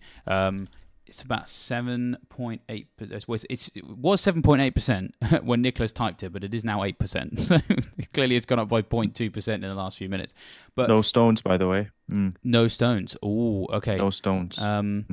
Well, just quickly finishing on Foden, the point that Nicholas is making is you won't lose much by not having him. Does that, just perhaps another way of looking at it, that if you don't go with him, is it going to punish you too badly? But I suppose it's just how much of an opportunity do you feel it is to get past everybody else because the ownership is so low? And then we'll come on to Stones in just a second.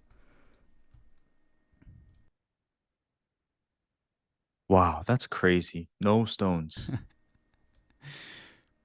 Well, I mean, that's going Mm. to change a lot of teams, to be honest, because Stones. Well, tell you what, let's get Stones' ownership. Well, everyone's gonna go Chilwell now, which skyrockets his Yeah, ownership, which is Stones in kind of annoying. 31% of teams, which is a lot.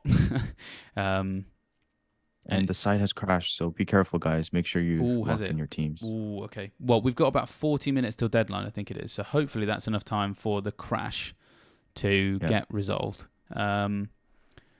Yeah, Stones in 30% of teams. Sounds like Edison is starting. But again, I'm just in many respects going off social media and comments here. Um, Yeah, it looks like Stones Guardiola is not starting. KDB and Foden are starting. Yep, there we go. This is the City game we play. yeah, Mm. when everybody saw that it was, the game week 1 Friday night, a lot of people were like, "Oh, that'll be useful." Nope. Pep just found some way to make it confusing because, I mean, this now makes it very difficult for people to really invest in that. The last bastion of confidence in a Man City starter in many respects was Stones, and that's now been taken away from us. Yeah. And does that frustrate you as a Chilwell owner, knowing that more people will have him now? Yeah, I think so because I think it was for me it was Stones versus Chilwell. I was leaning maybe 80% towards Chilwell by Monday. Um and I was here with Chilwell. I mean, I just decided to not go for Stones, but yeah, I guess now everybody's going to go there. So it just puts the appeal of him down, as well as the what I mentioned earlier about being ahead of the template and having him in place so that I could get onto another asset by game week 3. But now that everyone's going to have him, that sort of plan probably gets out of the question. Yeah, the other option is you could go Shaw. Um, Maybe Diaz is starting. Maybe you could go Diaz too, right? Yeah, well, so that's the thing is we saw. Was it yesterday we'd heard that he hadn't travelled or wasn't travelling? Was what I'd seen. I don't know if there's been any update in these little bits that are filtering out now. Yeah, yeah. It's You know what? You know what? Starting to think about it, like David, I think Foden's not a good option anymore. Like, yeah, What's changed your mind? because we're as I'm talking to you about this, it's just like he might be a 1 week punt. Like, we don't know if he's going to start next week. What would you say there? Like, would Yeah, you I, disagree? Hmm. I think so. I think what will probably happen is, well, okay, not probably. I can envisage a world where the next set of events is what happens. Everybody gets nervous about Foden in the way that we should do about Man City assets. And then what happens is that Pep perhaps plays 7 or 8 of the same players from 1 week to the next for the first 4 or 5 game weeks. And I say that just because we have seen him do it before.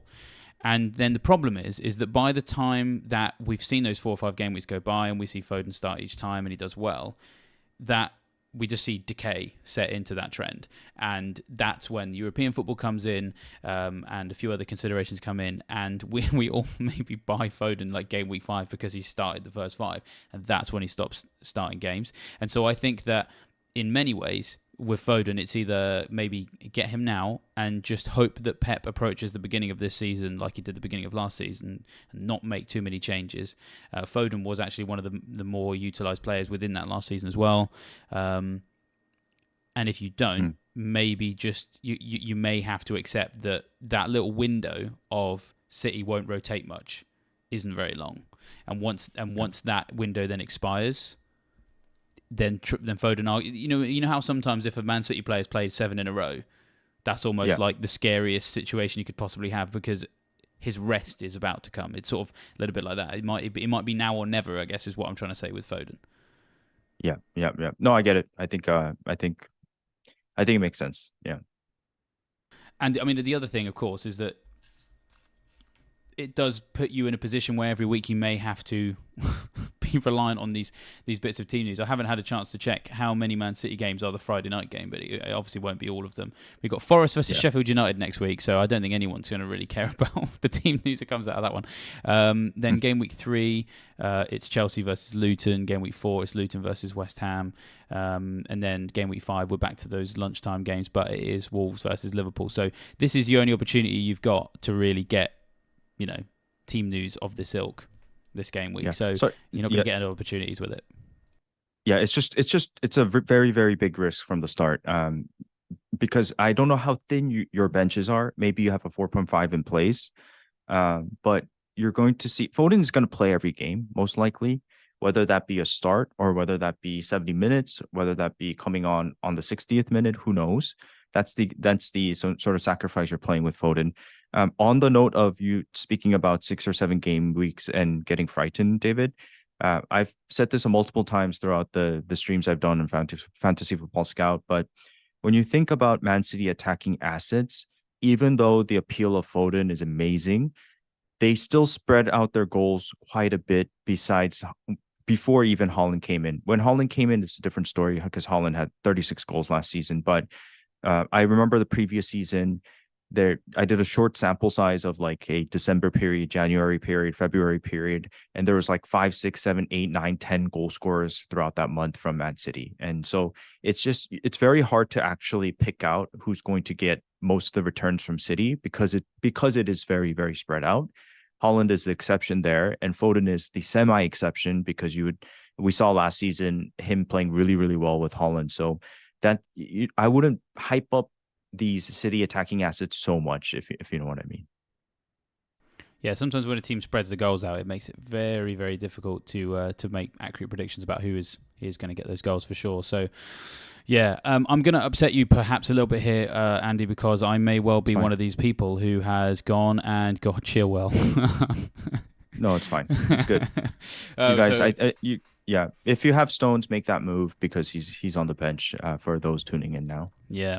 Well, so I had Shaw, and I wasn't too sure about him for the reasons we talked about United defence, and so I was planning on moving to Stones, but yeah, with Stones not being, and the thing is, the message that sends to me is if even Stones is not safe, then who is? So I was really interested in Stones because I felt like he was the one who had become most integral to that team because he's not strictly a defender anymore, if you know what I mean, because he's playing this sort of number 5 role, which I suppose is like a combination of a centre-back and a 6 kind of rolled into one. And for what that did for the team carrying the ball forward was really, really important, and for him to not value that in a game against Burnley where they're actually kind of into possession football now.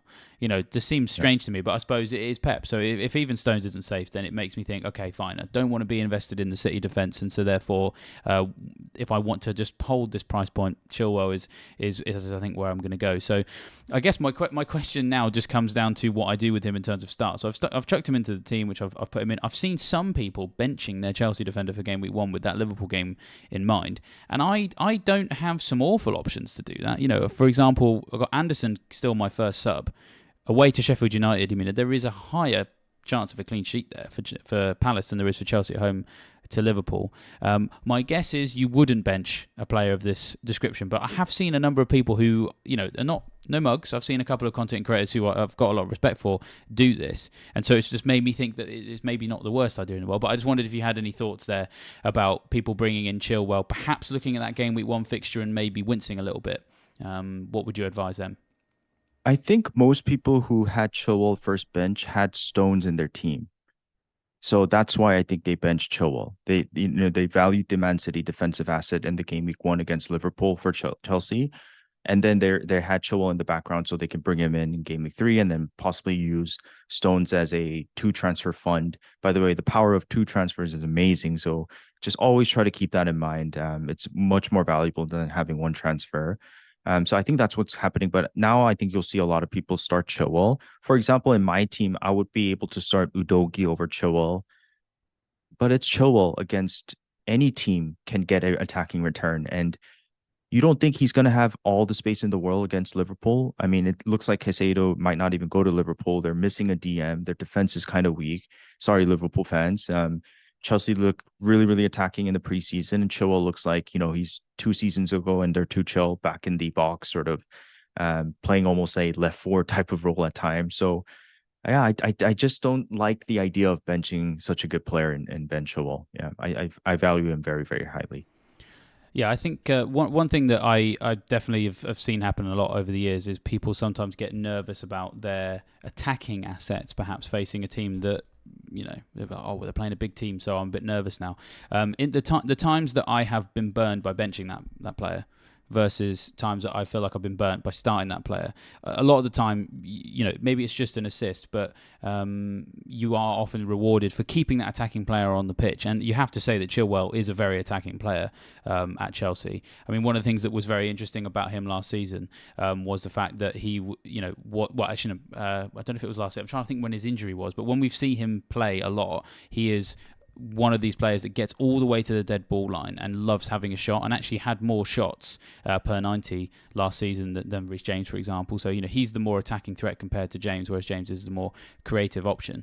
And so, we can perfectly envisage a world here where Chilwell plays the way he normally does, stretches Liverpool down that Trent side, which, we've seen teams do that before as well, get to the dead ball line and hook a goal in the top corner. So it's not just. It's really the attacking threat that he carries.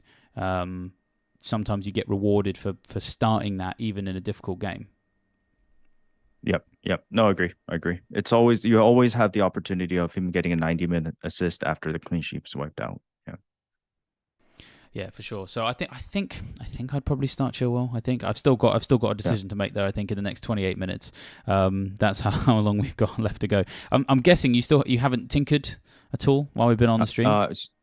Sorry. So the deadline stream is a tough one, guys, because it's hard. It's really hard to multitask. I'm multitasking my team as well as news, as well as the stream, as well as this chat. So I'm trying my best, but not yet. No big moves. I'm still thinking about Embuemo position, so I want to talk to you about that. But before we go there, David, a lot of people are asking about Alvarez, so let me give you my 2 cents here.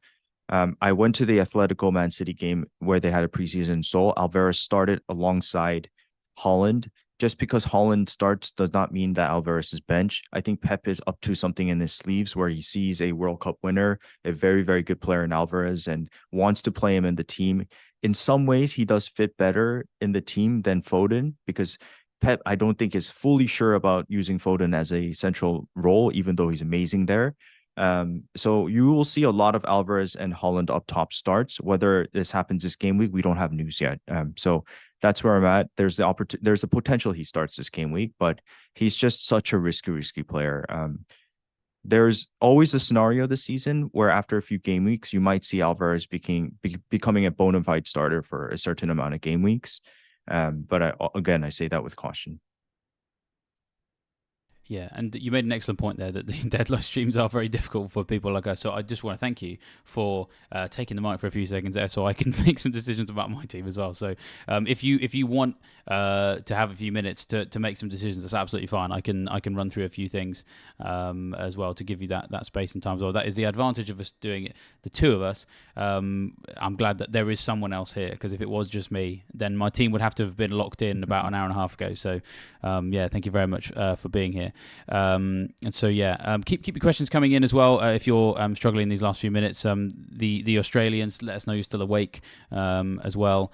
I'm just going to go through a few other things perhaps on the Fantasy Football Scout members area as well that are quite useful to perhaps show off a few things, which maybe gives Andy a bit of time to make some of his decisions. And while you load it up, David, shout out Australia, guys. I love Australia, by the way.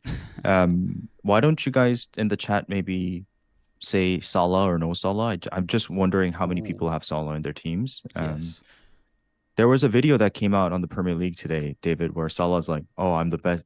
I get the most points every season, but you guys price me too high. Now people can't get me. You should price me lower." I thought that was hilarious. And yeah, Mo Salah, the king of FPL, right? It's hard to go without him, but yeah, interested to see how many people have Salah in their teams.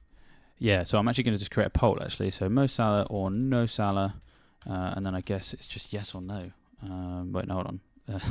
Mo or no. That's what you can vote on. So there we go. We'll hopefully that Chat. poll gives us a good answer. Yeah, I'm glad you mentioned that video because I loved it. I was chuckling away, and I felt very happy with the fact that I had him, because watching that, I was a bit like, I almost felt like, he knows that right now he's not in a lot of teams. I think that's going to really like motivate him. So it does make me very nervous. Well, actually, in which case, bearing in mind this is the conversation that we're having, what I will actually put on the screen is how he finished the season, because it is quite scary, and it's something that I've actually just got in front of me right now anyway. No, don't do it. No, I'm going to do it. I'm going to throw a spanner in the works when there's 25 minutes to go. So it's the last 12 game weeks of last season. It's a little table that I've got in the public stats area. If you want to visit it, I call it the Captain Sensible table, because it's the table that I used to use when I was writing that back when I used to work in the editorial department every week, and it contains the stats that I enjoy using and I've had a lot of success with. And so it allows me to just sort every player in the Premier League by touches in the penalty box, key passes, big chances created, shots in the box, big chances total, shots on target, minutes per expected goal involvement, just their raw number for expected goal involvement, and their goal conversion. It's just some cherry-picked things that help me understand who's the best creators right now, who's the best goal scorers right now, who is the most likely to score those goals, and how good are they at basically putting those chances away, are some of the questions that this table asks of the players in the Premier League. And so, at the end of last season, what we saw with Salah was that he was the player who had the most shots in the box in the last 12 game weeks of last season. He had 14 big chances, which put him in the top 3 for that. The only players to have more big chances afforded to them than him was Wilson and, of course, Haaland, who we all just have anyway. And then shots on target, 15 for Salah, so he was in the top 5 for that stat as well. And then his expected goal involvement was 10.86, and that was the highest of any player. Goal conversion rate of about 17%, which is not too bad. It's probably a little bit lower than what you'd expect. I think most of the time a good player can usually sustain about 20 to 25% goal conversion rate. If you see someone with a really, really high one, it's like, that's clearly not sustainable. And so it's a little bit below perhaps maybe where we would have seen him before. But certainly, all the stats point towards the fact that he was looking very, very good at the end of last season. Of course, he has penalties as well, which I suppose you could take out of the expected goal involvement, but you have to put them back in again because he's still going to be on them. And there's a lot of attacking players at Liverpool as well. And so the stats are good, and I think they show that people who decide to go with him will perhaps be rewarded in isolation. I think people who go with Salah will get points and they'll feel good about it. It's just perhaps what it means for the rest of the team. And it's how well if you don't go with Salah, it's how well you can spend the money that you save. And if you do go with Salah, it's just how well you can perhaps do a Gary O'Neill and, get the best out of some cheaper players. So it requires some skill, actually, either side of that decision. You either, spend the money well so that you are making up the points differences you lose on not having Salah, for example, or you are a little bit more shrewd with those cheaper picks. So, yeah, the stats on Salah are quite scary when you look at how he finished last season. And I think the official line is that after they switched to that different formation where Trent came into that holding midfield role, that actually nobody in the Premier League scored more FPL points than Salah in that run. So that was game week 30 to game week 38. So he was the league's top scorer for points in that time. So hopefully that's made life really hard for everybody. With 21 minutes to go. I do apologise if that's the case. At the moment, no Salah is winning the poll versus Mo Salah. So 57%, 58%. It keeps fluctuating versus 42%. So that is the current situation. Apologies for putting the cat amongst super tight, David. Yeah. Super tight. I'm very surprised because we have 300 plus votes already. Yeah, 300 plus votes. Yeah, 322 votes. That's what. Let's do some quick maths here. That's roughly half of the people watching. So if you're watching this, you haven't voted in the poll, get voted in the poll. Also, 192 likes with the 728 people watching. Let's get that higher as well. The last time I mentioned this, we got like 60 likes in like 1 minute. So guys, let's get some likes in. We've got some tough decisions to be done here. Me and Andy are sacrificing our attention span for our teams just to help you guys out. So chuck a like in there. It's free. So, yeah, don't forget to do that. But I'm seeing a few people saying they're having issues loading their team as well. So I am actually going to check to see if I can get into my team. Oh dear. I Okay. mean, think about it. There's like 8 million people logging in right now. It's definitely going to crash. So if you have a chance to get into that team, hurry up and lock it up. There's been news that Stones is benched. So if you have Stones, I would get rid of him for either Chilwell or Shaw. You guys have been saved by the leak. So yeah, just make sure you get into the website. We've got 20 minutes left till the launch of the new season. How exciting is that, David? Oh yeah. I mean, it's exciting in many respects because I do enjoy the sort of the down time that we get between, because it's been so hectic the past about 6 weeks now, and so many decisions to make, micro decisions, macro decisions, and then when that deadline passes, it's like it's relief in many ways. So I'm sort of excited about the relief. I don't know if that's like a weird thing to say. I don't know if that's perhaps an emotion you can relate to. Yeah. Yeah. Okay. You want to? I'm about to lock my team in, David, Okay. but Yeah. So, what did you? Have you been able to use some of that time to make some decisions? I hope you have. yeah, I have some questions for you. Oh, okay.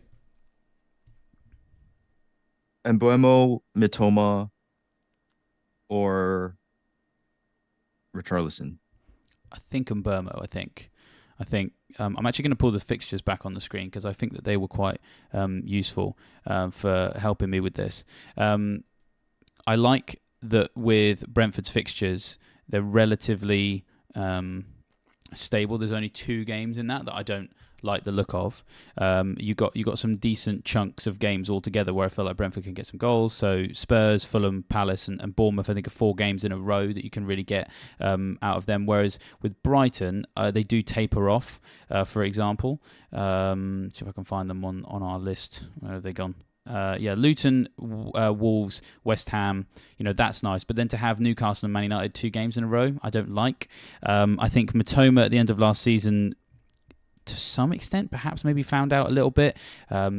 Actually, I can probably go back to my little set of stats because there was something on Matoma that I thought was really, really worth highlighting for people. If I appreciate this might be a little bit small, but when you looked at players who had shots inside the box, he was very, very active. So he had 28 shots in the box in the last 12 game weeks of last season, and that was in the top 6. He had 9 big chances, which was in the top 10. So the quality of the chances, he wasn't ranking quite as highly as he was for the volume. But then the accuracy was actually a real issue because when you saw all of these players by shots on target, he had just 9 shots on target, and you actually have to scroll down quite a long way. I can't tell you off the top of my head how many players that is, but if you can see, that's how many players had more shots on target than Matoma. And so then what that meant was his goal conversion rate in the last 12, so quite a big sample size, was 3.1%, which is very low. And so it was that had put me off having him as my Brighton asset for a lot of the summer.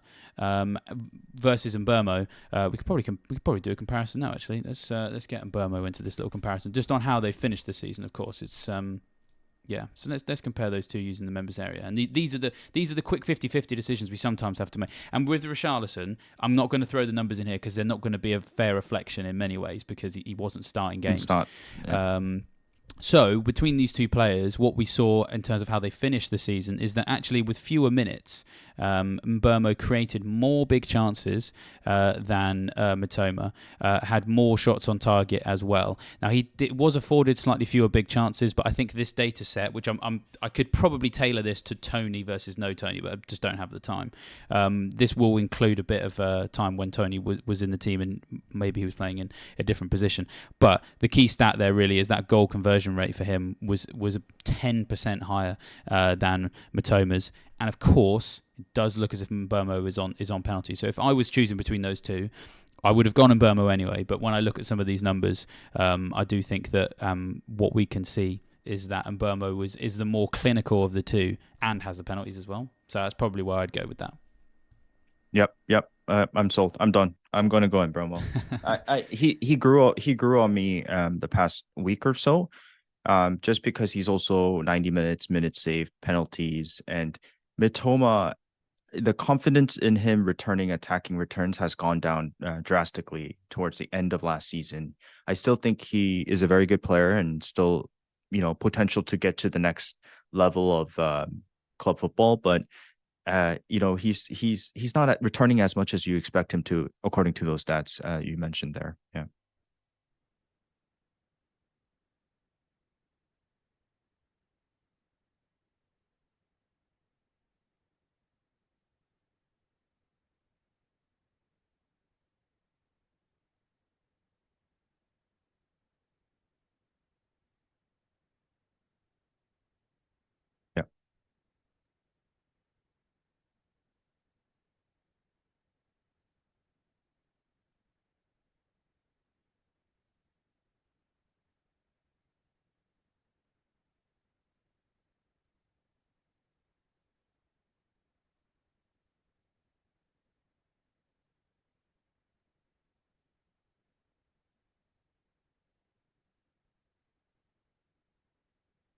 I think I'm muted. My apologies, everybody.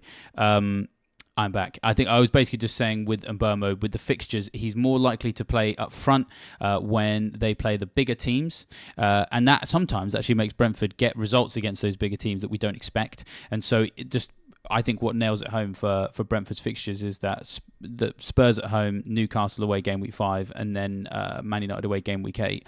I mean, to be honest, Mbeumo will probably play up front in those games and may still get something. So I think he could be a hold for quite some time, even through some challenging fixtures. So and we will get a decent idea of that perhaps when we see the game week 1 team against Spurs. Although we did joke the other day, do people still consider Spurs part of the teams you play 5-3-2 against, one of the bigger teams? Because they actually, I don't think they deployed that formation against them at the end of last season, and they did win. So maybe a wait and see. But when they play harder games, he does sometimes get more opportunity to play up front, basically. So, yeah. You've sold me on the dream, David. And Mbeumo for top 5 attacking FPL returns in the first 9 game weeks. Let's go. Yeah, let's do it. Yeah, he's in my team as well, which I'll stick mine back on the screen because I may still have a few other decisions. I really need to have a look at it and have a think really in many ways. So Is the audio... Yeah. Yeah. So I'm back now. I think I'm back now. Okay. I think it might be people perhaps watching on a bit of a delay. I tend to mute myself when someone else is talking, and I just forgot to unmute myself. So I think we're good. Let us know in the chat if you can hear everything again. I think you can. I think. Apparently, Grealish benched as well. I mean, what? Yeah. Yeah.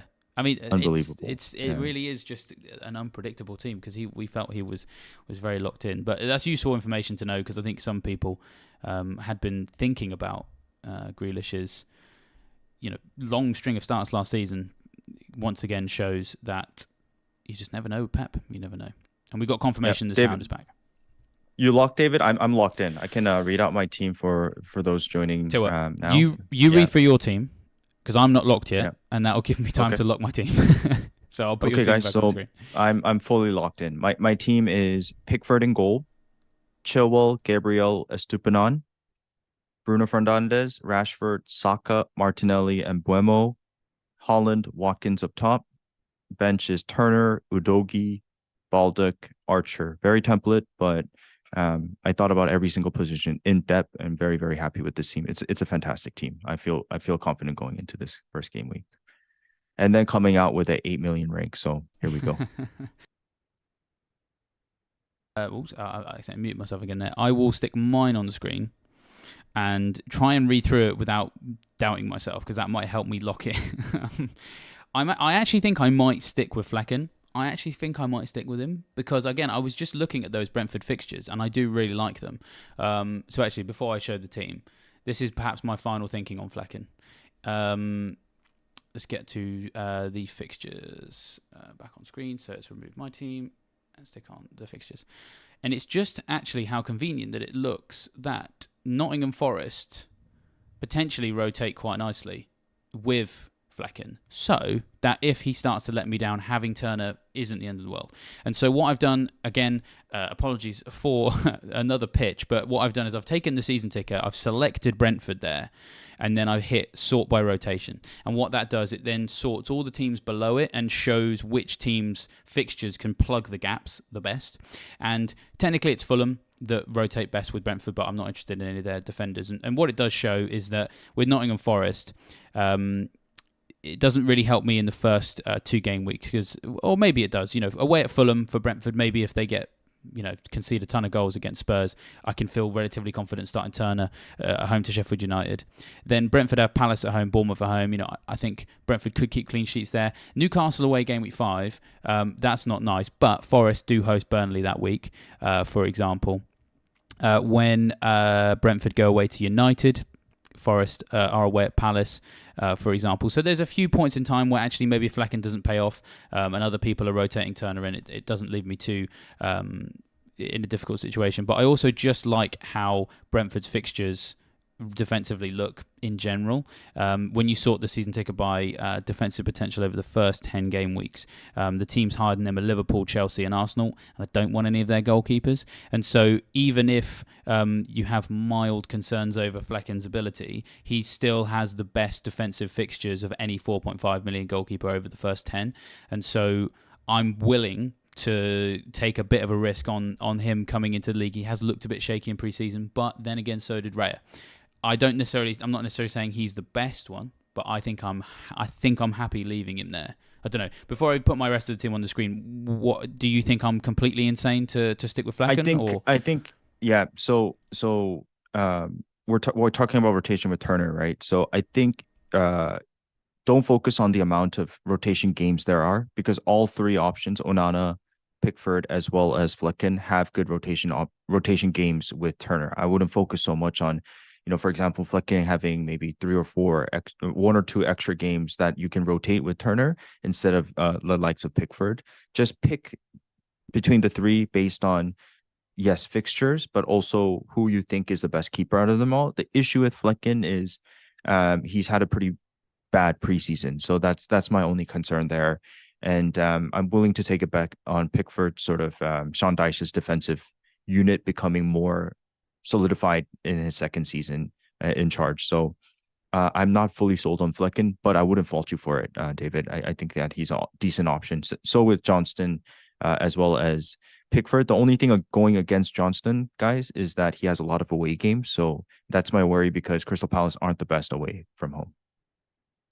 Yeah, so I do think that Pickford probably... I can imagine Pickford may end up outscoring Flecken, and I feel sort of somewhat silly. But I think maybe myself, I'm just not too sold on Everton yet, and maybe I'm just not in a place where everybody else is. And I do still think that Brentford will have the opportunity to make a lot of saves. So I think that's something I'm happy with, and I can see Pickford being the better option for everybody else. I totally get it. I think with goalkeepers sometimes... it's much of a muchness, and you just have to go with what you feel sometimes. So we'll see. So that's what I'm going to go with. I'll put the rest of the team on the screen just so everybody can see, because I think I might be locked, unless I read something out that shocks people. So yeah, Flecken and Turner, as we've discussed, Gabriel, Estupinian, and Chilwell on my back three. Anderson and Cash are on the bench as possible rotations into there if they're needed. Then Rashford, Saka, and Burmo, Diaby, and Salah is my midfield, with Haaland and Pedro up front, with Archer on the bench. I think I will keep Archer. I'm gonna take a risk that he is going to Sheffield United. My man. Yeah. So yeah, I mean, how do you feel? Do you think that that's not in an awful place? Yeah, I'm waiting for your team to come up. Okay. Oh, yes, so this is it for you? I think so.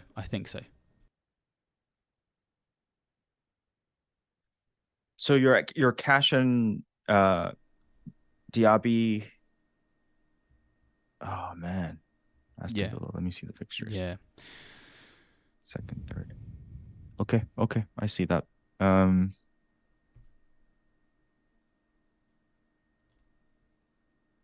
think you're good. I think you're all set.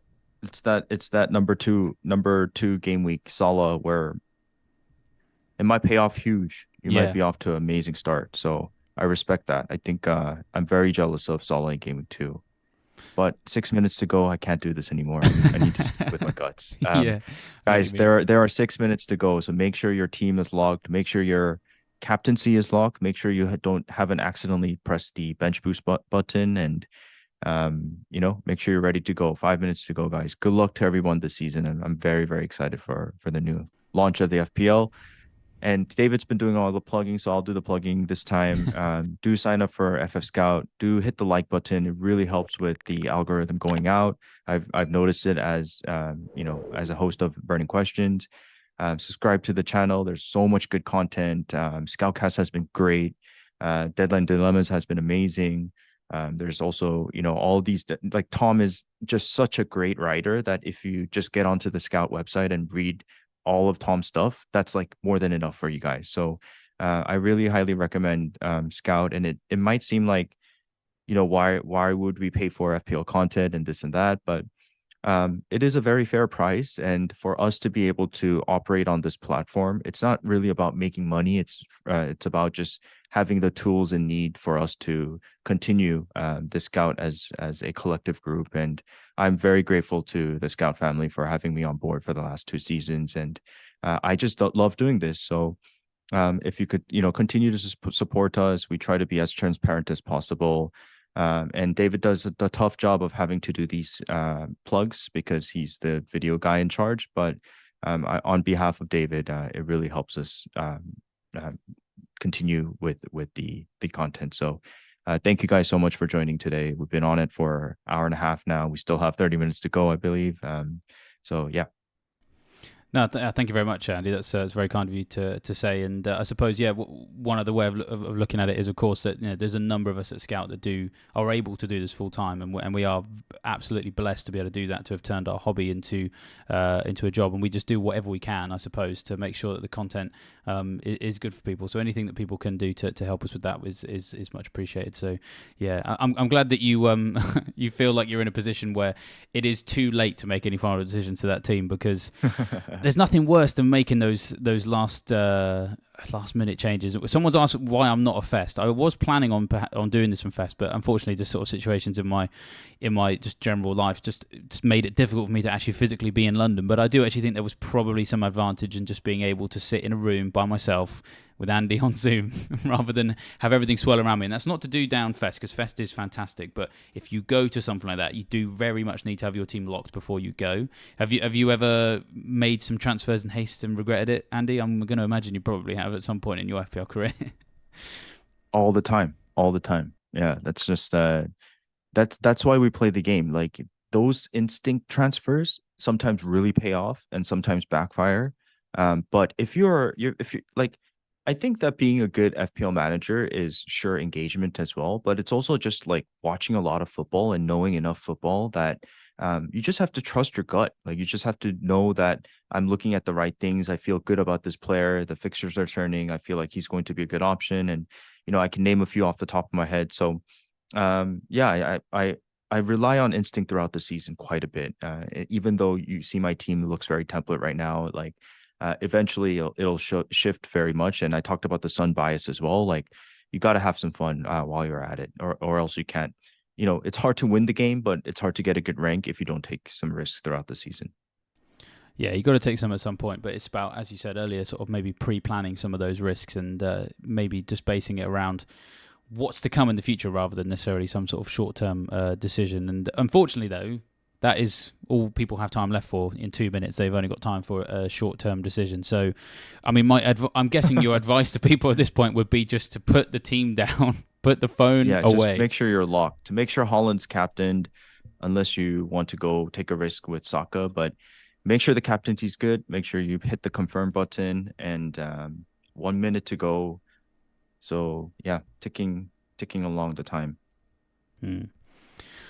Yeah, scary times, because I mean, I always worry that I've done something wrong, or did I click this, did I click that? But I mean, the whole world can see by the looks of it that my team is saved, which is the main thing.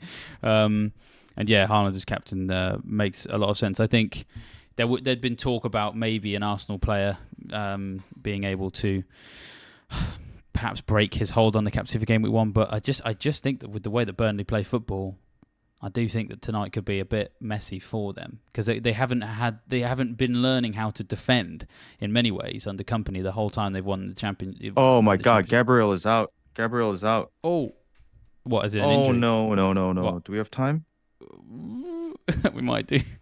Oh no, God. Gabriel is out. Gabriel is out. No, please. Where's that come from? Oh no! Oh my goodness, that's not good. So I saw that just appear in the chat. Oh, that's gone. Oh my goodness, David, that is not good. Oh, are you just kidding me right now? Where's the information come from? Apparently, because I'm now also seeing someone saying he's not out. Okay, please. Apparently, okay. It's the main guy, the big guy's stream. Yeah. I'm now frantically Dude. trying to find this out. Oh my goodness, we can't switch anymore, huh? Yeah, I tried to at I tried. If I 18:29, had, and the site crashed. oh my goodness, I needed 10 more seconds. No way. Who was your first sub again? Udogi. Udogi. I have Udogi, so it's okay. But I think it was LTFPL that that said this, so it's pretty Oh wow. reliable, no? Well, that in and of itself is a well just a Oh classic my example of goodness, experiencing everybody that life. switched it. A lot of people switched it, David. Oh dear. Um, yeah, I had 1 minute. The site crashed, and then by the time it turned to 18:30, it was too late. Oh, that's deeply frustrating That's because so dumb. Yeah. it's a transfer you don't want to necessarily want to make for game week 2. I hope it's just rumors, but that Yeah, is so annoying. Yeah. yeah, yeah, yeah. So possibility that it's still rumors. I mean, with your first sub, Adogi's not the worst one to have. For me, it's Anderson, and I was getting kind of excited about my Palace defense. So maybe it works out okay. Maybe. But here we are. I mean, game week 1 is what 2 minutes old, and already it feels like panic. And All right. FPL's back, everybody! There we go. Yay! FPL is back. Oh my goodness, FPL is back. That was a real genuine reaction that I just did there. So I don't know how if I said I didn't curse or anything. No, Yeah. no, you were Yeah. absolutely fine. I think in that moment Okay. you were all of us embodied, and I think that people could very much relate to it.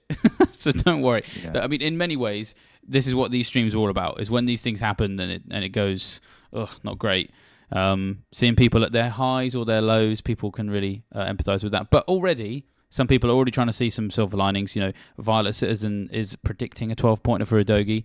That it was literally destiny. If that pays off, I want to see that tweet, Andy. If Udogi goes nuclear, it was Yeah, destiny. yeah. Sorry, I blanked out. Oh, a lot of top managers switched to Saliba. That's really annoying. Yeah, it's deeply frustrating when these things drop at that sort of time. Anyways, we move on. We do move, unfortunately. Yeah. Well, the thing is well, let's have, I don't know. Let's see if we can try and find some silver linings. Yeah, of course, the Forest game is a tough one. I suppose we perhaps praying for a Forest goal now. But game week 2 for Arsenal is let's double check it. Palace away. You know, maybe Palace don't score there. It's that first one that's going to really sting, is my guess. The Forest one is the really nice one. Yeah, yeah. But yeah, we don't know how extensive this injury is, right? Yeah, that's true. Well, Tris Wood says that you look sick. You look unwell at I this am point. sick. I am sick. I cannot believe it. Yeah. About 15 seconds away from making that switch. Maybe Yeah. not like 5 seconds away. We Unbelievable. we have a lot of people asking how long it's for. We really just have no idea because it does sound like it is just a sort of rumor that has dropped in the last few minutes. And so, you know, in many respects, we had a limited window to react to it, and he might be fine for starters. He might only miss one game. I mean, I suppose what we got from the team news. I'll just switch to that for 1 second, just so that we've got something on screen. Team news for Arsenal.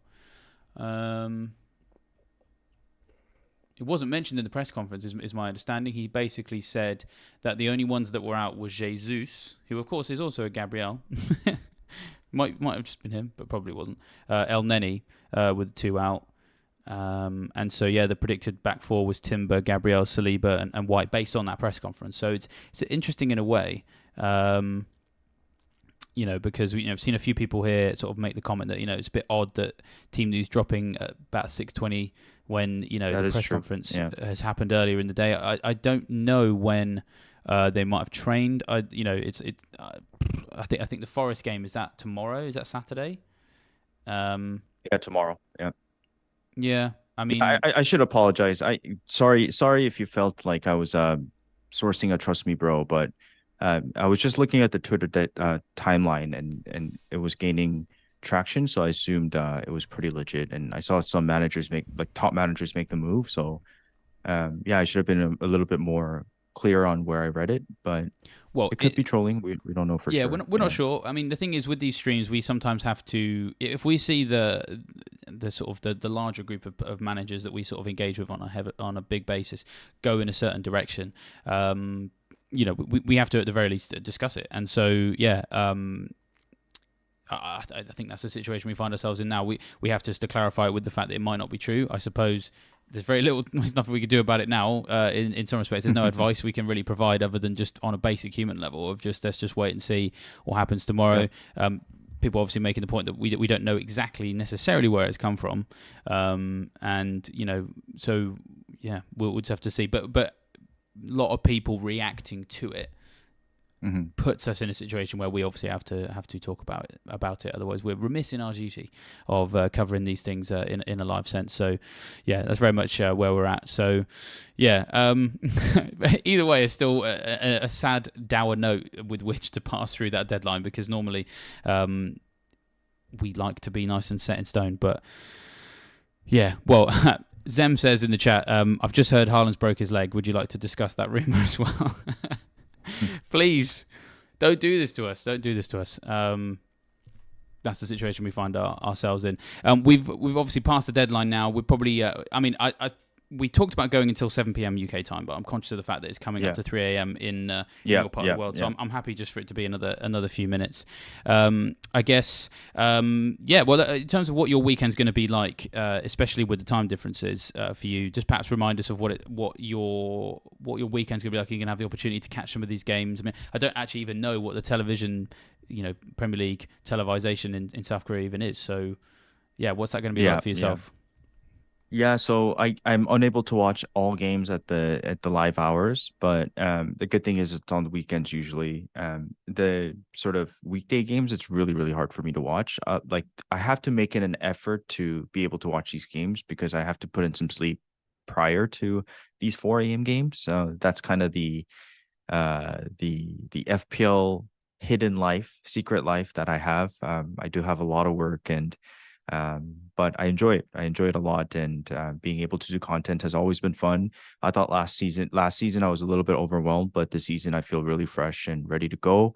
I've heard some comments about, from my burning questions first 2 episodes, how I seem a little bit more, what's the right word? Not cocky, but a little bit more bullish on some opinions, and I think that's the way I'm going to approach this season in terms of content. So. I don't want to come off the wrong way, but I really want to be very, very open about my opinions and much more not so wishy-washy and fence sitting anymore. So that's kind of the way I'm going to approach content, as well as the way I'm going to be watching football. And if I see a pick that seems to be really good, then I'll be bullish on them. Yeah.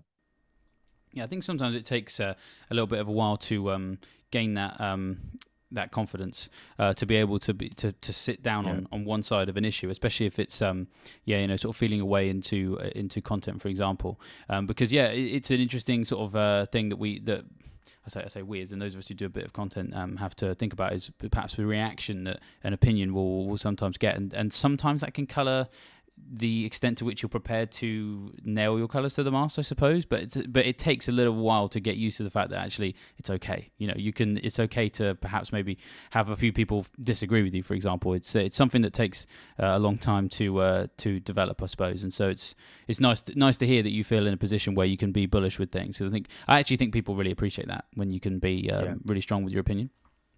Yeah, what happens with this is a totally off FPL topic, but from my 2.5 years of doing content, David, is what I've realized is in the beginning, it's really fun and you're just so into it and you're not really thinking about the comments and this and that. And then as you do it more and more, you start to listen more to other people's opinions. And, if you're not going to always have a good episode, right? It's really tough to pod, guys. And when you hear hurtful comments and stuff like that, it can really start to affect you. And I kind of dealt with a little bit of that last season, but I'm finding my place as I'm feeling much more comfortable in terms of content in general. Yeah.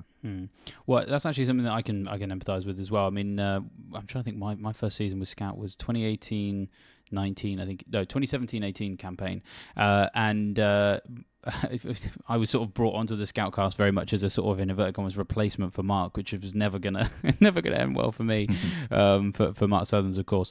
And yeah, it took a bit of time to sort of find my feet, and you can sometimes read some of those comments and it makes you a bit nervous about being yourself. And then over the years, as I've got a bit more comfortable with it, I feel a little bit more prepared to sort of, loosen up a little bit and be more myself. And it just creates, I've actually found that it's created a better dynamic, to be honest, with people that we engage with, because people just kind of, I think, appreciate a bit of just being genuine. So it's really nice, and we should just say thank you very much for the comments in this video. It's been really nice engaging with everybody. Thank you guys. Thank you so much, Grime, Violet, Plowboy, all you guys. Thank you so much. Yeah, it's been great to spend this little bit of time with you, and apologies to those of you with Gabriel. I mean, I'm one of them as well, so we all can sort of like hurt together. It's nice to be together on some of those moments sometimes, I guess. So yeah, thank you very much for joining us, and of course those Australians of you out there who've stuck with us till such a time. I mean, some of them, I really hope you've all managed to stay up in time to catch that Gabriel. Can you imagine if they fell asleep at about 2 minutes before the deadline and then woke up 5 hours later to that news? That'd be very unfortunate. So fingers crossed for you Aussies out there that you've been able to navigate that. We'll just point people towards what else we've got going on this weekend. So Karen will be live on Saturday evening, reacting to the Saturday games, going over some of the stats that come out of there. Of course, heavy involvement from the Fantasy Football Scout members area as well.